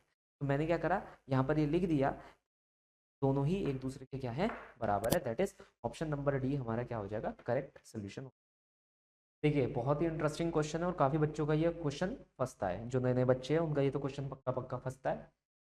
तो ध्यान रखिएगा, नए नहीं, वैसे ऐसा नहीं है कि पुरानों का नहीं फंसता, फंस ही जाता है. क्वेश्चन फंसने का चांस इसलिए है कि तुम लोग सही से क्वेश्चन नहीं पढ़ रहे. अब देखना जरा मेरा तरीका क्या है क्वेश्चन पढ़ने का, बहुत ही धीरे धीरे पढ़ूंगा. हमसे ये बोला गया कि there is a toy car having a charge q moving on a frictionless horizontal surface in the influence of electric field E. Due to this force QE, the velocity increase from 0 to 6. ये हो गई हमारी velocity increment 0 से 6 in 1 second duration. Time कितना दे रखा है 1 second, इसे red colour से लगा लिया। तो पहले मैं ये सब लिखना पसंद करूंगा भाई, मैंने यहाँ अगर एक डायग्राम बनाया, मैं ए से शुरू करा, ये टाइम टी इक्वल टू 0 है, इनिशियल वेलोसिटी यहाँ पर, मैं ए से कहाँ गया बी पर गया, बी यहाँ पर टाइम हो गया 1 सेकेंड और वेलोसिटी हो गई मेरी पास 6 मीटर पर सेकेंड। अब इसने बोला इसके बाद क्या हुआ, है ना, न्यूज़ 18 पर आता रहता है। खैर क्या हुआ इसके बाद, इसके बाद ये हो गया कि भैया यहाँ पर जो डायरेक्शन है फील्ड का उसे कर दिया हमने रिवर्स। फील्ड का डायरेक्शन रिवर्स हो गया तो क्या होगा भाई, फील्ड का डायरेक्शन रिवर्स होगा तो ये ऑब्जेक्ट थोड़ा सा आगे जाने की कोशिश करेगा, रिटार्डेशन पीछे की तरफ लग रहा है, और यहाँ पर आकर मान लो ये पॉइंट सी है, इसकी वेलोसिटी हो जाएगी, लेकिन हमें नहीं पता ये समय कब हुआ, इसकी वेलोसिटी हो गई 0। ये समय क्या होगा जब इसकी वेलोसिटी 0 हो जाएगी, ये हमारे को नहीं पता, वो हम निकालेंगे। फिर इस समय के बाद, क्योंकि अब ये जो फोर्स लग रही है इलेक्ट्रोस्टैटिक की, ये इसे क्या करेगी, रोकेगी, पहले वेलोसिटी को 0 लेकर आएगी और 0 ले जाने के बाद इसे पीछे की तरफ धकेल देगी। तो ये सी से कहाँ जाने की कोशिश करेगा, पीछे जाने की कोशिश करेगा। कहाँ जाकर रुकेगा वो हमारे को नहीं पता, late us say that distance, उस पॉइंट को जहाँ पर ये जाकर रुक रहा है उस पॉइंट को हमने ले लिया डी, ठीक है। अब हमसे बोला गया कि आपको ये बताना है कि कितनी इसकी एवरेज वेलोसिटी और कितनी इसका एवरेज स्पीड है for the time duration of 0 to 3 second. 0 से 3 सेकेंड के लिए आपको ये पूरा एनालिसिस करना है। तो हमने कहा कि चलो ठीक है, हम टाइम टी इक्वल टू 0 से शुरुआत करें, ए पॉइंट तक आए, है ना, ए पॉइंट से हमने शुरुआत करी, हम बी तक पहुंचे, बी तक पहुंचने में 1 सेकेंड मेरा खप चुका था। किसी एक पर्टिकुलर पॉइंट ऑफ टाइम पर मैं यू टर्न मारूंगा एंड यू टर्न के बाद मैं पीछे की तरफ जाऊंगा। जब मैं पीछे की तरफ जाऊंगा तो जो यहाँ पर मेरा फाइनल टाइम निकल कर आएगा, जब मैं डी रीच करूंगा तो वो हो जाएगा 3 सेकेंड का। मगर मेन चीज़ यही आ जाती है कि भाई क्या ये 3 सेकेंड यहीं पर होना चाहिए या यहाँ पर भी हो सकता है कि 3rd सेकेंड पर ही यू टर्न हो जाए, और अगर नहीं हो रही तो ये टाइम कितना होगा जब यू टर्न हो रही है। इसको निकालने के लिए पहले मैं ये करूंगा, मुझे पता है इसने ये दे रखा है कि 1 सेकेंड के अंतराल के अंदर फ्रॉम ए टू बी मैंने एक पर्टिकुलर वेलोसिटी गेन कर ली, तो मैं यहाँ पर लिखूंगा v is equal to u plus a. Final velocity मेरे पास कितनी है 6 metre per second, initial velocity 0, acceleration का मेरे को कोई लेना देना नहीं है, और टाइम मेरे पास कितना है 1 सेकेंड का, तो एक्सेलरेशन आ गया 6। तो पहले तो एक्सेलरेटेड मोशन था ए से बी, तो एक्सेलरेशन था मेरे पास कितना 6, कितना हुआ एक्सेलरेशन 6। अब मुझे क्या करना है, बी पॉइंट पर ये एक्सेलरेशन उल्टा हो जाता है, तो मतलब रिटार्डेशन की तरह काम करेगा, तो ये हो गया -6। मुझे ये देखना है कि ये बी से लेकर सी तक कितनी देर में पहुंचा, क्योंकि वहां पर तो यू टर्न हो रहा है ना, है कि नहीं, बिल्कुल। तो बी पर मेरी वेलोसिटी है 6, सी पर मेरी वेलोसिटी है ना, एक्सेलरेशन -6, मैंने लगाया v equal to u plus a t, तो फाइनल वेलोसिटी 0, 6 प्लस -6 टाइम टी। मुझे ये पता चला इस कार्य को करने के लिए सिर्फ इसने 1 सेकेंड लिया। अगर इस कार्य को करने में इसने सिर्फ 1 सेकेंड लिया तो यहाँ पर मेरा कितना हो जाएगा 2 सेकेंड, क्योंकि यहाँ से यहाँ तक का टाइम इंटरवल 1 सेकेंड में पहले ही खपा चुका हूँ, यूज़ कर चुका हूँ, 3 सेकेंड मेरे पास है। तो अगला 1 सेकेंड यहाँ पर ऐड हो जाएगा, तो कितना हो जाएगा फ्रॉम 1 सेकेंड टू, तो 1 सेकेंड का अंतराल है ना यहाँ पर, ऐसे यहाँ पर भी 1 सेकेंड का अंतराल है। तो ये मुझे पता चला कि टाइम टी इक्वल टू 2 से यू टर्न मारूँ। अब ये 2 सेकेंड से लेकर 3 सेकेंड की जर्नी की बात करेंगे हम। अगर 2 सेकेंड से लेकर 3 सेकेंड तक की जर्नी की बात करनी है तो पहली बात ये आ जाती है कि मुझे पूरे क्वेश्चन के अंदर बात किसकी करनी है, एवरेज वेलोसिटी और एवरेज स्पीड की बात करनी है। अब पहले मैं ना एवरेज वेलोसिटी की बात करता हूँ। क्या हो जाएगी average velocity, total displacement upon में टोटल टाइम। अब टोटल डिस्प्लेसमेंट हमारे को निकालनी पड़ेगी, तो मैं यहाँ पर अगर देखूँ टोटल डिस्प्लेसमेंट तो वो तो ए से डी तक की डिस्प्लेसमेंट तो और ईजी है निकालना। लेकिन अगर एवरेज स्पीड की बात करी जाए तो उसमें मुझे टोटल डिस्प्लेसमेंट नहीं चाहिए, उसमें चाहिए मुझे टोटल डिस्टेंस। तो एक काम करते हैं, हम टोटल डिस्टेंस निकालने की कोशिश करते हैं, डिस्प्लेसमेंट तो अपने आप निकल कर आ जाएगी। कहने का मतलब ये है, तुम जो सोच रहे हो ना कि पहले मैं एवरेज वेलोसिटी के लिए सॉल्व कर लूँ, मैंने कहा नहीं, इसके लिए सॉल्व मत करो, गधा मजदूरी हो जाएगी, इसके लिए सॉल्व कर लो, क्योंकि इसको सॉल्व करने के बाद तुम्हें इस पर आना ही पड़ेगा। तो मैं इसको सॉल्व कर रहा हूँ, मैं ए से लेकर सी तक ये टोटल डिस्टेंस निकाल लूंगा। क्लियर है? कैसे निकालूंगा, आइए शुरुआत करते हैं। फ्रॉम ए टू बी जो मैंने डिस्प्लेसमेंट कवर करी, मैं ये वाला फॉर्मूला यूज करूँ, 2t plus half a t square, 3 metre. कितना आया ये मेरे पास, 3 मीटर। फिर यही चीज मैं किसके लिए करने वाला हूँ, बी से सी के लिए करने वाला हूँ। लेकिन बी से सी के लिए मैं क्या यूज करूंगा, फाइनल वेलोसिटी 0, इनिशियल वेलोसिटी हमारे पास कितनी हो जाएगी, 6 का square, 2 times of acceleration which is -6 and displace. काफी बच्चे कह रहे होंगे सर इनिशियल वेलोसिटी बी से सी के लिए आपकी 6 कैसे हो गई। देखो इस बी पॉइंट पर कितनी वेलोसिटी है, 6, तो यहां से यहां तक की बात, यहाँ फाइनल वेलोसिटी 0, यहाँ की बी की वेलोसिटी 6, तो यह आ जाएगा 3 मीटर। ठीक है, तो हमें पता चला कि ए से भी 3 मीटर, मतलब यहाँ बना लेते हैं ना, तो क्या पीछे बार बार जाना, ए बी सी, ये भी 3 मीटर, ये भी 3 मीटर। अब हम यहाँ से पीछे की तरफ आए, ये मोशन हुआ हमारा सी से डी का, टाइम 1 सेकंड का अंतराल, यहाँ पर स्पीड कितनी है 0, यहाँ की स्पीड हमारे को पता है नहीं, कोई फर्क भी नहीं पड़ता, मैं यहाँ पर भी यही लगाने वाला हूँ। अब मैं यहाँ से अपना मोशन यहाँ पर कर रहा हूँ, तो ये वाली वेलोसिटी मेरी इनिशियल हो जाएगी, मतलब ये चीज़ कैंसिल हो गई, half into acceleration into time का स्क्वायर, कितना आया 3, ये भी 3 आया।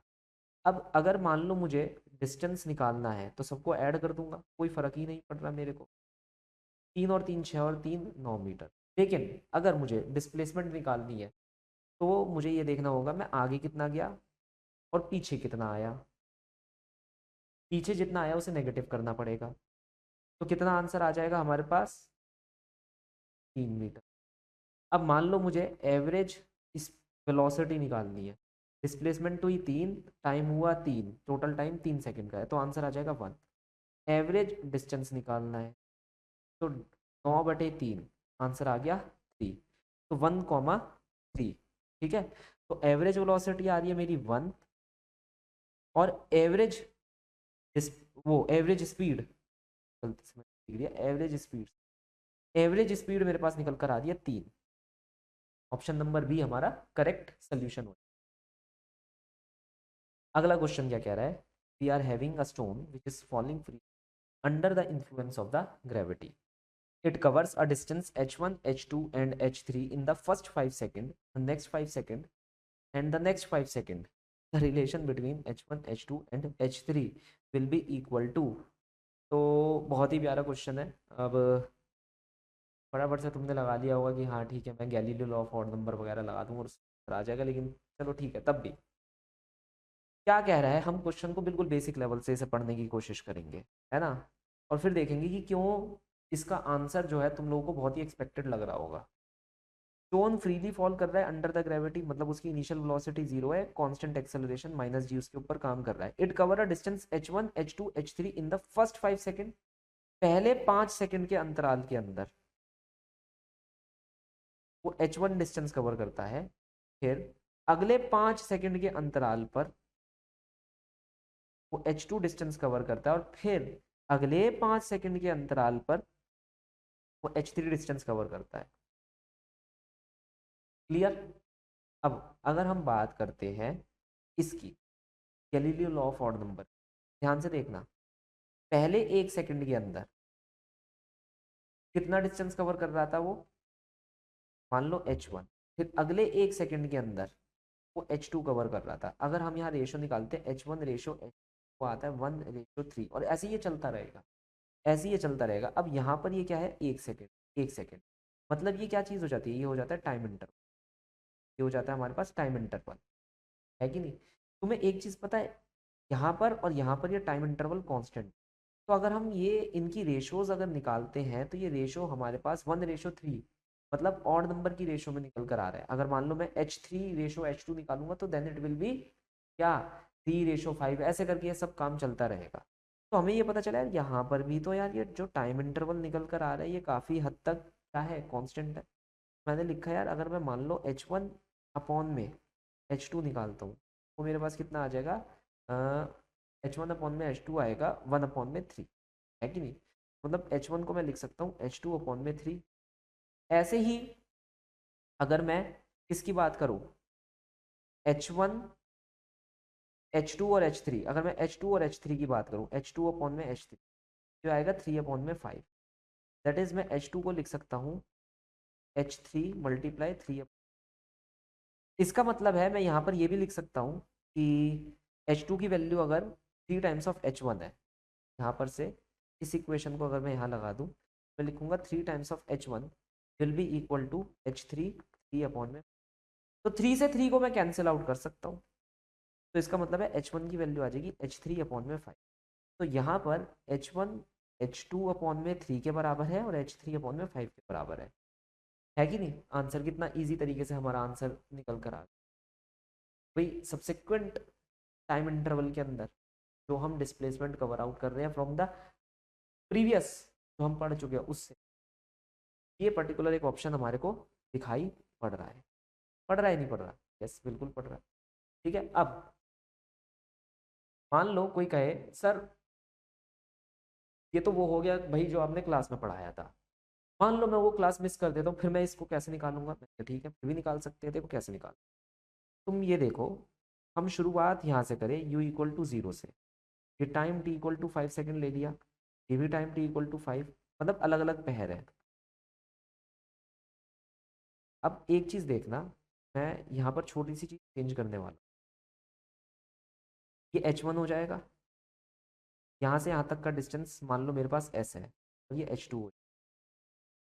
तो अगर मैं H2 निकालना चाहता हूँ तो मैं लिखूंगा S-H2, नहीं नहीं S- एक मिनट रुको, अरे अगर मुझे H1 निकालना है, सॉरी H1 निकालना है तो मैं लिखूंगा S-H2। तो H2 अगर निकालना है तो S-H1 लिख दूँ। हाँ एक ही तो बात है। मान लो यहाँ से यहाँ तक का जो डिस्टेंस है वो S' हो गया और ये H3 हो गई मेरे पास। तो S' को मैं लिख सकता हूँ H3 + H2 + H1, that is H3 अगर मुझे निकालना है तो S' - H2 + H1। अब इतना मैंने सॉल्व कर लिया भाई, ज्योमेट्रिकली तो मैं ऐसे निकाल सकता हूँ। यहाँ तक कितना टाइम लगेगा, 5 सेकंड पहुँचने का, यहाँ तक 10 सेकंड और यहाँ तक 15 सेकंड। तो अगर मान लो मैंने यहाँ पर H1 की वैल्यू निकाल ली, इनिशियल वेलोसिटी 0 है, S = UT हाफ AT² का फॉर्मूला लगाएंगे तो ये कितना आ जाएगा, हाफ माइनस जी, कितना आया -12G × 25। ऐसी मैंने S की वैल्यू निकाली, हाफ -G × T², इसको लगे 10 सेकेंड, ये आएगा -12G 100। अब मुझे यहाँ H2 निकालना है, H2 हो जाएगा मेरे पास S - H1। S की वैल्यू कितनी आ रही है, -12G, और H1 की वैल्यू आ रही है -12G × 25। तो मेरे पास -12G अगर मैं कॉमन ले लेता हूँ तो यहाँ 75 आ जाए। तो H2 की वैल्यू आ गई 75 of something like this. Similarly H3 निकालना है मेरे को, कैसे करूँगा, मैं S' निकाल लूँगा विच इज़ हाफ -G × 15 का होल स्क्वायर। और H3 निकालना है तो मैं क्या करूँगा, S' में से माइनस कर दूंगा H1 + H2 विच इज़ 5 का स्क्वायर विच इज़ 25 प्लस, और ये कितना आ रहा था, अरे यार सीधी सी बात है, मैं भी क्या मूर्ख वाली बात कर रहा हूँ। H3 निकालने के लिए S' में से S को माइनस कर, तो ये कितनी क्या है बैठेगा, S' हो गया मेरे पास 15 का स्क्वायर और S हो गया मेरे पास कितना 100, मतलब 10 का स्क्वायर। ये हो जाएगा -12G, 15 15 225, 225 से 100 गए 125। तो जिसे लंबे मेथड से आंसर निकालना है वो ऐसे निकाल सकता है। खैर अब मान लो मैं H1 अपॉन में H2 करता हूँ तो कितना हो जाएगा, -12G 25/75। मैं बस निकाल कर दिखा रहा हूँ, अब करना तुम्हारे ऊपर है। ऐसे ही मैं H2 या H2 भी छोड़ो, H1/H3 ले लेता हूँ। -12G 100 बटे कितना हो जाएगा, 125 है ना।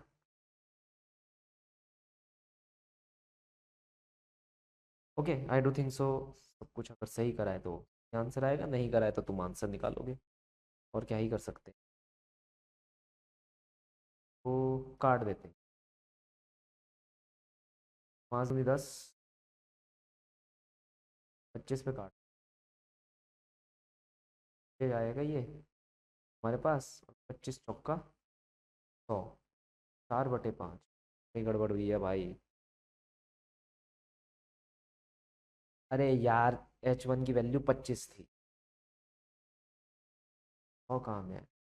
और भी देख रहे हो तुम लोग, 25 चौका, वो 25×5 125। मैंने H1 की वैल्यू यहाँ पर से वो ले ली।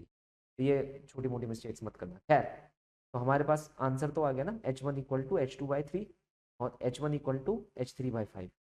Option number B. तो ये लंबा मेथड है, फिर भी मैंने कर दिया। भाई किसी को कोई कष्ट पीड़ा दर्द हो रहा हो कि नहीं मैं उससे नहीं करूँगा, मैं इससे करूँगा, तो ये मेथड आप यूज़ कर सकते हो।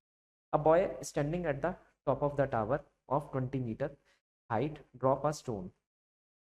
तो एक मतलब बॉय है, वो यहाँ पर बैठा हुआ है, 20 मीटर का ये टावर है, एक स्टोन को ड्रॉप करता है, वैल्यू 10 के बराबर है। The velocity with which it hit the ground, किस वेलोसिटी के साथ ये ग्राउंड को हिट करेगा। यार हम ये वाला फॉर्मूला लगा देंगे और आंसर ले आएंगे, टाइम पास नहीं।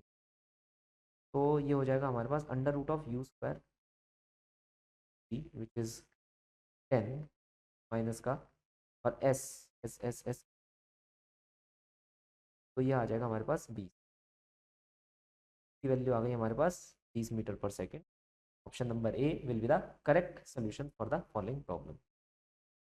नेक्स्ट अगर क्वेश्चन हमसे कुछ कह रहा है, ball is dropped from a high rise platform eight time t = 0, starting from the rest. After 6 seconds, another ball is thrown downward from the platform with a speed. The two ball meet at time t = 18. What is the value of your v? Okay, okay, मतलब simple सा question है, तो यार यही आते हैं। कह रहा है एक बॉल को तुमने एक प्लेटफॉर्म से फेंका, फेंका भी क्या, ड्रॉप कर दी, गिर गई तुमसे, टाइम t = 0 पर ये कुछ आई, 6 सेकंड बाद ये कहीं यहाँ पर होगी। अब क्या करा तुमने, ऊपर से गुस्से में एक और बॉल नीचे की तरफ फेंक दी, है ना, और वो बॉल तुमने किसी स्पीड v के साथ फेंकी।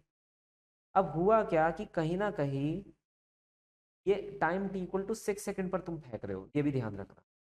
कहीं ना कहीं टाइम t = 18 सेकंड पर ये आपस में एक दूसरे से मैच करेगा, ये मीट करेगा, ये भी मीट, दोनों मीट करेंगे।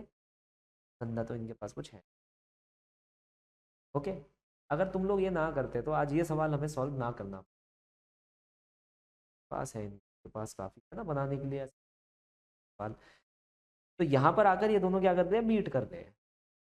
ओके, तो अब हमें ये पता करना है कि भाई अगर ये दोनों 18 सेकंड पर आकर मीट कर रहे हैं तो ये जो वेलोसिटी v है ये कितनी होगी। देख रहे हो कितना लॉजिकल सवाल है यार। मैं पता नहीं लगा पा रहा, हमारे सामने बंदा ऐसे लेटा हुआ होगा, तुम ऑपरेट ऑपरेट कर रहे होगे, लेकिन ऑपरेट मत करो, पहले ये सवाल निकालो, सवाल निकालो तुम लोग पहले, ऑपरेशन करने से पहले। करना कुछ नहीं है, दोनों एक ही डिस्प्लेसमेंट कवर कर रहे हैं। भाई देखो, दोनों को एक ही पर्टिकुलर पॉइंट पर पहुंचना है, एक ही डिस्प्लेसमेंट कवर करेंगे। अब कैसे, हमने कहा displacement covered by 1 = displacement covered by 2। अब डिस्प्लेसमेंट का फॉर्मूला क्या होता है, तो तुम कहोगे सर ut हाफ at²। पहले वाले के लिए तो लगाना आसान है, इसके लिए तो डायरेक्टली लग जाएगा हाफ -g टाइम का होल स्क्वायर। दूसरे वाले के लिए थोड़ा सा हमें सोचना पड़ेगा, मैं इसको इधर से हटाकर इस को इस तरफ रख देता हूँ। दूसरे वाले के लिए 6 सेकंड बाद वो शुरू कर रहा है, तो वो कितना टाइम लेगा नीचे आने में, 12 सेकंड का। तो उसके लिए हो जाएगा v × t। अब v कैसा होगा, ये नेगेटिव होगा, ठीक है, into time t plus half minus into t² बटी 12। अब इसे थोड़ा रीअरेंज वरेंज कर लो यार, तो गुस्सा आ जाता है कैलकुलेशन। तो ये इधर क्या, तो ये इधर प्लस हो जाएगा, वो माइनस बचा हुआ है। हाफ ऑफ, बाहर ले लिया मैंने, 12 स्क्वायर माइनस 18 स्क्वायर, तो 1/2। देखो अब मैं इसमें a plus b, a minus b का फॉर्मूला लगा रहा हूँ, तो आपको पता ही है मुझे कैलकुलेशन वैलकुलेशन पसंद तो है नहीं। तो a square minus b square मतलब a plus b, a minus b, मतलब ये हो जाएगा मेरे पास कुछ ऐसे, लिख देना इसे, 12 - 18, 12 + 18, ये हो गया 30, और 12 - 18 कितना हो गया, -6। तो ये हो गया -6 × 30, that will be equal to -v × 12। Minus से माइनस कैंसिल हो जाएगा, और तो कुछ बचा नहीं है ना।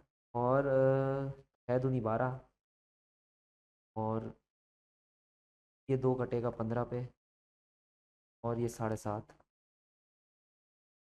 है कि नहीं।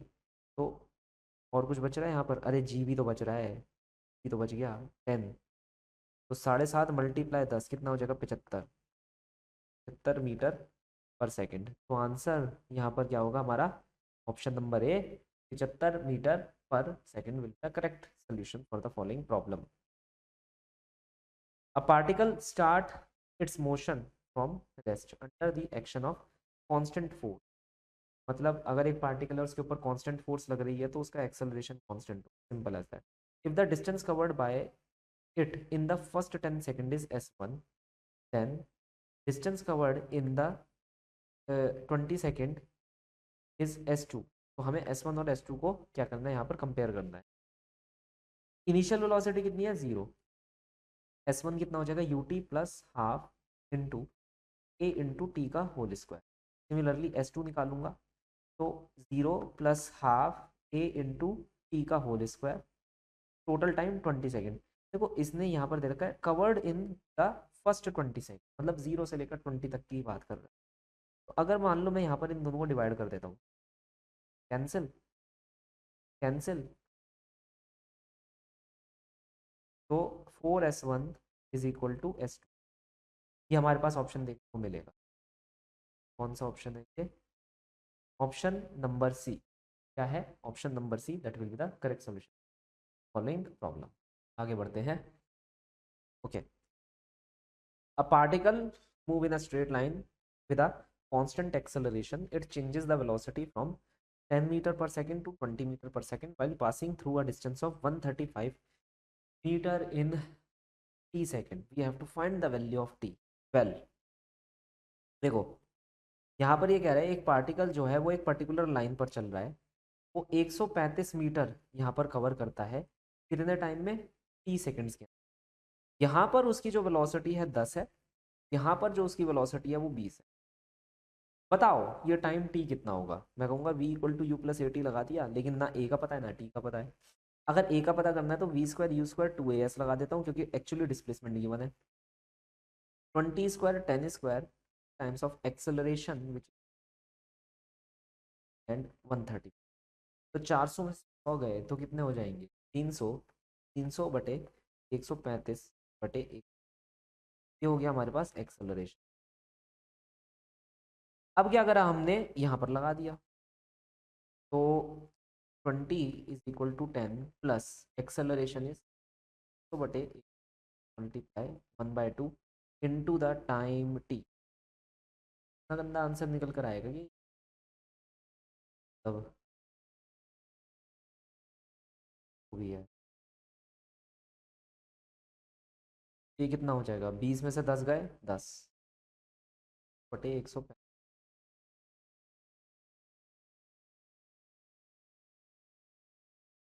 काट दो, ये काट दो तरह पे, तो टी की वैल्यू आ जाएगी 135/15। क्या क्या ऑप्शन है, 10, 12, 1.8 और 9। 9 पे काटते हैं, 40, 9 पर कट रहा है, 9 4 13। तो हमारा ऑप्शन क्या हो जाएगा, डी ऑप्शन हमारा करेक्ट हो जाएगा। तो आपने देखा मैंने एक्सेलरेशन लगाया, v = u + at के अंदर वैल्यूज पुट करी, आया आ जाएगा। The distance travelled by the particle starting from the rest with an acceleration of 4/3 in the third second is। तो डिस्टेंस निकालना है थर्ड सेकंड के अंदर। अगर एक पार्टिकल यहाँ से शुरू, मेहनत का फॉर्मूला लगा दो यार। ठीक है, ये तो 0 है। एक्सेलरेशन 4/3, 1/2 मल्टीप्लाई एन की वैल्यू, अरे हाँ थर्ड सेकंड दे तो रखा, ये 2 आ जाएगा। 2/3 होती है 6 में 5, 2 × 5 10/3, that will be the complete answer for the following problem. Next हमसे क्या क्वेश्चन बोला गया है, two bodies A and B of masses are dropped from a height 15 metre and 25 respectively, ratio of the time taken. अरे यार time पर depend करता है, मास पर डिपेंड। तो अगर मान लो तुम ए का बी से जाएगा 16/25, 4/5, ऑप्शन नंबर डी हमारा करेक्ट सोल्यूशन हो जाए। देन हमारे पास क्या question, a man throws a ball, एक आदमी है जो कि बॉल को फेंकता है with the same speed vertically upward, one after another at an interval of 2 seconds. What should be the speed of the throw so that more than 2 balls are in the sky at any time? देख रहे हो question कितना प्यारा question दे रखा है यहाँ पर। इस क्वेश्चन में मजेदार बात ये है यार, उसने ना ये भी नहीं कह रखा चलो 2 बॉल, कह रखा है सीधा सीधा 3, मतलब 2 से अधिक होने चाहिए। अब 2 से अधिक तो मैं एटलीस्ट 3 ले सकता हूँ, 3 बॉल। अब मेरे दिमाग में ना एक इमेजरी बन रही है, देखो ये तो तभी पॉसिबल है, मान लो यहाँ पर हम मोशन करवाते हैं, तीसरी बॉल जस्ट ऊपर की तरफ हो, थर्ड बॉल जस्ट ऊपर की तरफ प्रोजेक्ट हुई, दूसरी बॉल वो सॉरी पहली बॉल जस्ट अभी नीचे आने ही वाली है, टकराने वाली है, और जो दूसरी बॉल है वो बिल्कुल मैक्सिमम हाइट को रीच कर, है कि नहीं ये कॉम्बिनेशन मस्त। तो इस केस के अंदर तो अपन लोग के पास क्या होगा, तीनों की तीनों हवा में है, एक जस्ट छोड़ी, एक जस्ट टकराने वाली है कैच करने वालों, और एक बिल्कुल हवा में बीच में टंगी हुई। तो इसका मतलब क्या है, अगर 2 बॉलों के बीच में टाइम 2 सेकंड का है तो 3 बॉलों के बीच में 4 सेकंड का होगा। तो कहीं ना कहीं टाइम ऑफ फ्लाइट जो है वो 4 सेकंड से बड़ा होना चाहिए। तो इसका मतलब क्या है, टाइम ऑफ फ्लाइट का फॉर्मूला क्या होता है, 2u/g, 4 सेकंड से बड़ा मतलब बड़ा होना चाहिए। तो u की वैल्यू कितनी आ जाएगी, 2g। तो कितनी वैल्यू क्या है, 10 है, 9 पॉइंट, तो 19.6, तो मतलब u की जो वैल्यू है वो 19.6 से बड़ी होनी चाहिए। अब ऑप्शंस देख लेते हैं क्या क्या कह रहे हैं। एनी स्पीड लेस देन, अरे नहीं कम होगी तो कुछ नहीं होने, ओनली विद द स्पीड, नहीं नहीं only with the speed of 19.6, ये तो कंस्ट्रक्टेड ही नहीं होनी चाहिए। देखो ना कंडीशन है बड़ी होनी चाहिए, टाइम 4 सेकंड से थोड़ा सा बढ़ाओ, थोड़ा सा बढ़ाओ, थोड़ा सा ही बढ़ाओ, तो इक्वल हो जाएगा। तो वो तो बहुत ही मतलब ये बिल्कुल टकरा चुकी होगी, और ये अभी हाथ में हमने पकड़ ही रखी होगी, है ना। तो ये तो बात वही हो गई कि ये तो दोनों ग्राउंड पर है, बस दूसरी वाली हवा में उड़ रही है, तो ये सेंस ही नहीं बना रहा। हाँ मोर हो सकता है, मोर देन 19.6, एटलीस्ट 9.8, इसे तो हटा ही दो, टाइम पास के लिए उनके पास भी कोई ऑप्शन नहीं बचा था तो उन्होंने सोचा दे दो। अब next question, if a ball is thrown vertically upward with a speed u, the distance covered during the last t second of its ascent। मजेदार क्वेश्चन ये है, कह रहा है हवा में ऊपर उठने के दौरान लास्ट के टी सेकंड के अंदर, लास्ट के टी सेकंड के अंदर कितना डिस्टेंस ट्रेवल कर लेते हो। तो मैंने कहा यार वो तो हम गिरते समय जितना डिस्टेंस ट्रेवल करेंगे for the first T seconds, वही हम उठते हुए भी उतना ही डिस्टेंस ट्रेवल करेंगे, है कि नहीं। मतलब मैं, तुम खुद सोचो मैं यहाँ से यहाँ का क्यों सोचूं, मुझे तो काफ़ी चीज़ें फंस जाएंगी कि इनिशियल वेलोसिटी कितनी है वगैरह वगैरह, टाइम पीरियड कितना है, सब कुछ फंस जाएगा, कुछ दे है नहीं रखा। तो मैंने कहा यार ये देख लेते हैं हम बाद के टी सेकंड के लिए हम कितना डिस्टेंस ट्रैवल कर रहे हैं गिरने के दौरान, क्योंकि वही डिस्टेंस ऊपर उठने का भी होगा। तो मैंने यहाँ पर लगाया s is equal to u t plus half a t square. अब इनिशियल वेलोसिटी हाईएस्ट पॉइंट पर 0 हो जाती है, plus half into a into t square, है ना। अब ये नेगेटिव होगा ऑब्वियसली, क्योंकि नीचे की तरफ हम आ रहे हैं तो ग्रेविटी हमारी नेगेटिव है, तो ये हो जाएगा minus half g t square. तो ऊपर उठने वाला डिस्टेंस कितना हो जाएगा, half g something like that. देखते हैं क्या इसका ऑप्शन है, हाँ तेरा option number D, that will be the correct solution for the following problem. A stone is thrown vertically upward. पत्थर ही फेंके जा रहा है, जब से पूरा लेक्चर हो गया पत्थर ना खत्म हुए इसके पास, पत्थर ही फेंके जा रहा है। A stone is thrown vertically upward when the stone is at highest half of its maximum height, its speed is 10. Then the maximum height attained by the stone will be, देख रहे हो तुम, कह रहा है एक स्टोन को हमने ऊपर की तरफ फेंका, when the stone is at the highest at the height half of the maximum height, जब वो स्टोन यहाँ पर होगा h max by 2 पर, तो उसकी जो स्पीड है वो है 10 मीटर पर सेकेंड। हमें बताना है ये जो मैक्सिमम हाइट है ये कितनी है। हमने कहा चलो ठीक है, ये डिस्टेंस कितना हुआ, तो उसने बोला एच मैक्स बाय, यहाँ की स्पीड कितनी हो गई, यहाँ से लेकर के, मतलब इसे ए मान लो, इसे बी, ए से बी लेकर वी पर 2a,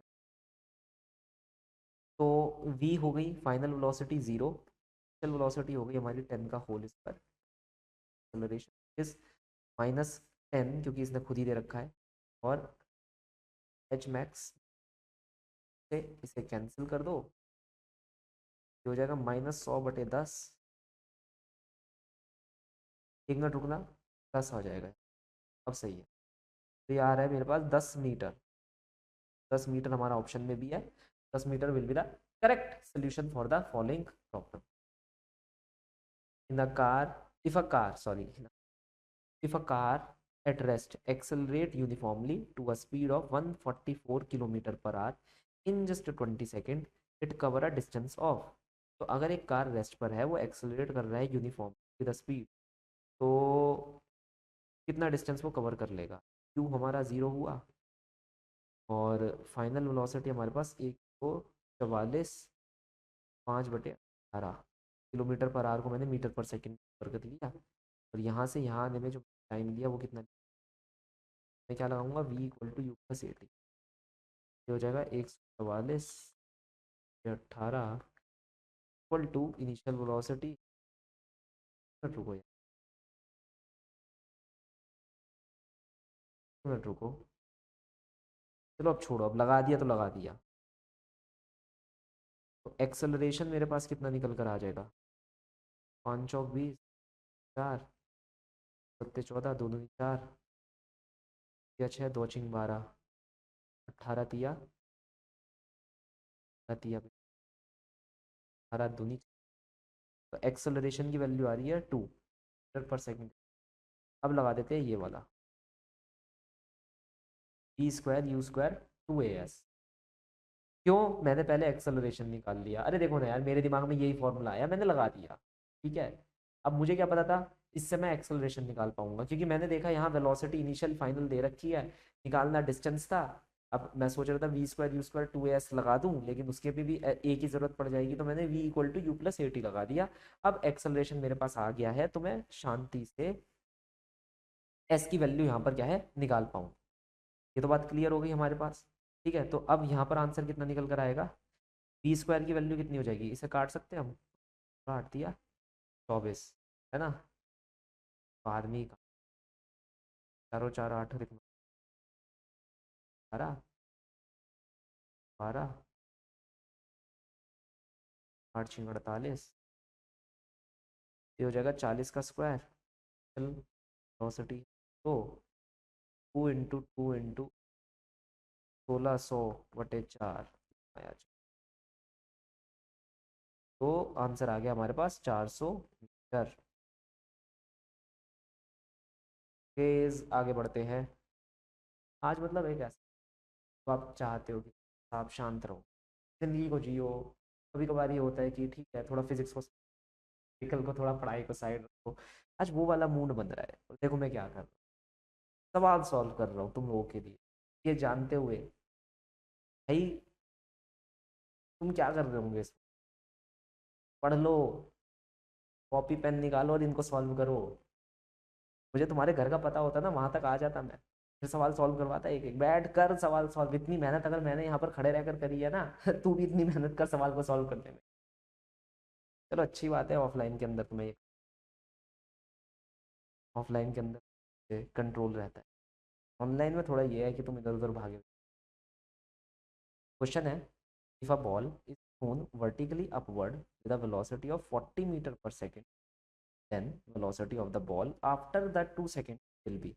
एक बॉल को हमने ऊपर की तरफ फेंका 40 मीटर पर सेकेंड, तो वेलोसिटी बतानी है बॉल की 2 सेकेंड बाद। मैं यहाँ पर v equal to u plus a t लगाऊंगा। मुझे फाइनल वेलोसिटी निकालनी है। इनिशियल वेलोसिटी ऊपर की तरफ 40 है, हमारे पास -10 है और टाइम हमारे पास 2। आंसर आ गया बी पर second is nothing but your option number B, that will be the correct solution the following. Clear.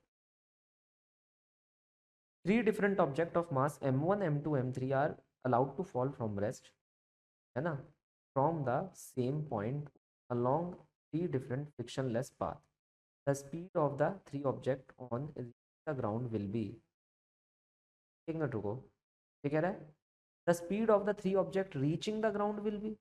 अरे स्पीड तो √2gh हो जाएगी, सिंपल। तो यहाँ पर हमारे पास मास का तो कोई रोल ही नहीं है। क्या रोल मास का, हटाओ इन सब बेकार के ऑप्शनों को, क्या हो जाएगा थर्ड। अब तुम कह रहे हो कि ऐसा कैसे, देखो इसने कहा, ये देखना जरा कि भाई 3 डिफरेंट ऑब्जेक्ट है, मान लो हम एक को ले रहे हैं यहाँ पर, उसे हमने नीचे गिरने दिया from the point O on the frictionless path. 3 frictionless path है, उस पर हमने नीचे गिरने दिया। तुम एक चीज देखो, यहाँ पर जब तुम आओगे तो तुम्हारी वेलोसिटी कितनी, अगर मान लो ये हाइट h है, ये डिस्प्लेसमेंट s तुम कवर कर रहे हो, u तुम्हारे पास यहाँ पर 0, यहाँ पर एक्सेलरेशन क्या लग रहा होगा, तो तुम कहोगे sir a sin theta, constant acceleration कितना, a sin थीटा। तो तुम यहाँ पर लगा सकते हो v² u² 2as, या तो ये फॉर्मूला लगा दो, तो इनिशियल वेलोसिटी हमारी 0 हो जाएगी, तो v की वैल्यू क्या हो जाएगी, इनटू जो भी एक्सेलरेशन यहाँ पर काम कर रहा है which is g sin theta into s, है ना भाई। ग्रेविटी नीचे काम करती है तो उसका कंपोनेंट, ड्राइवर कंपोनेंट कौन सा है, जी साइन थीटा, अगर ये एंगल हमारे पास थीटा है। तो यहाँ वेलोसिटी मास पर डिपेंड नहीं कर रही।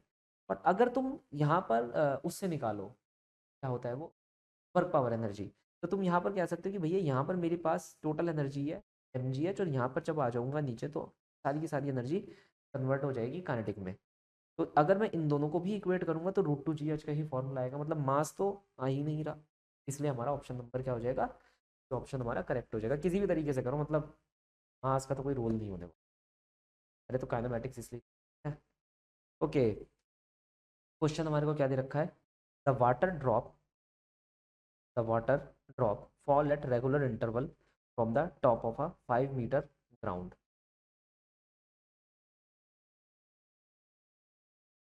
5 मीटर का ग्राउंड है और ड्रॉप डायरेक्टली यहाँ पर गिर रही है।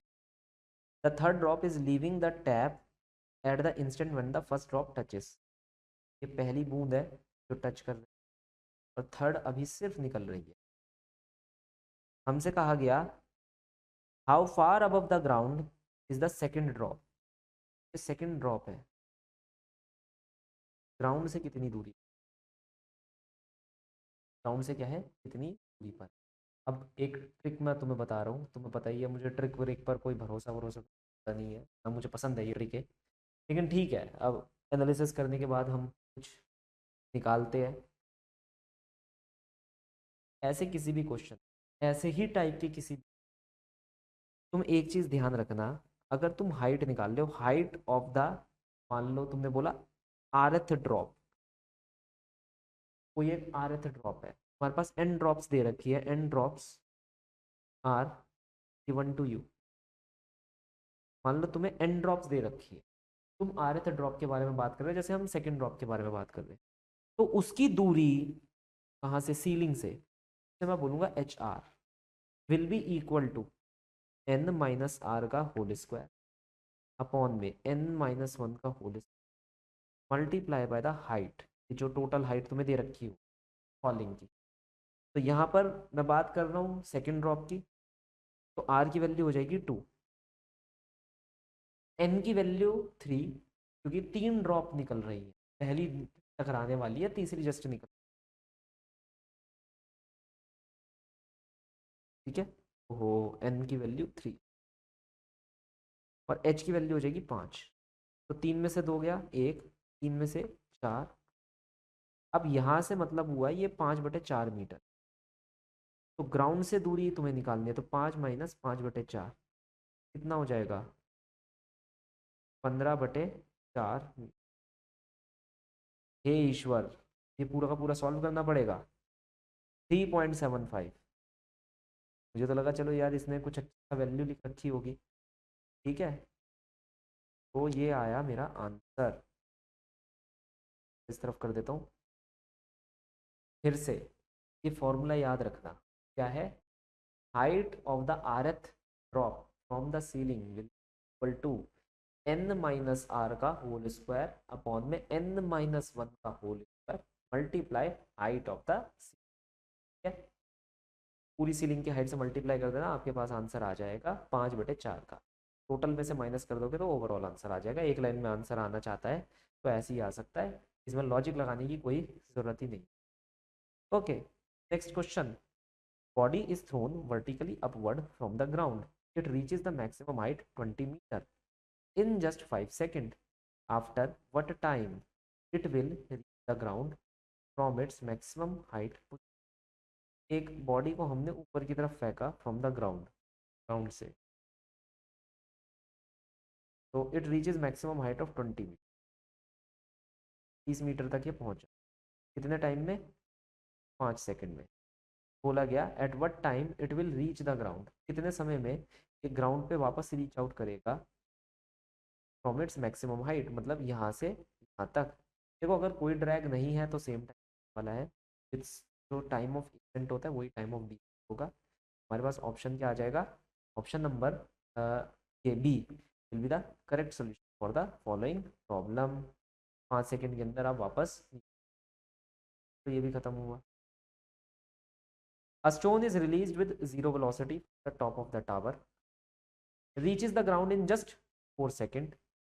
The height of the tower will be equal to, एक स्टोन को हमने क्या करा, equal to 0 from the top of the tower, it reaches the ground in 4 second. अब ये ग्राउंड पर 4 सेकेंड बाद क्या कर रहे हैं, जहाँ टाइम कितना हो गया हमारा 4 सेकेंड का। The height of the tower will be equal to, ये लगा दो यार, 0 हो जाएगा। Acceleration -10, time 4 second. तो टावर की हाइट हो गई 80 मीटर। माइनस का मतलब क्या है, हम नीचे की तरफ आ रहे हैं। A body start from the rest. What is the ratio of the distance traveled by the body during the fourth and the third second? The fourth और थर्ड सेकेंड रेस्ट से स्टार्ट कर रहे हैं, तो एस एन एथ का formula लगा देना, you plus A by 2 n -1, क्योंकि 0, ये तुम टी ना समझ लें, प्लस है मेरे, ये 0 हो गई। तो एस एन एथ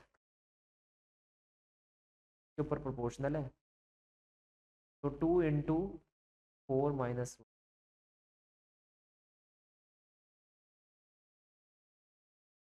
7/5। That is option number A will be the correct solution for the following problem होगा। ओके, तो बच्चों बस इतना ही। आई होप सबने ये सारे सवाल कर लिए। नहीं आता वो अपना सवाल देके और कर सकता है। ठीक है, बुक आप लोग ले लीजिएगा, ये फंडा बॉक्स की ही किताब है हमारे वाईक्यूज की, वहाँ पर आपको वाइज से सारे क्वेश्चन आपको देखने को मिले along with the return solution.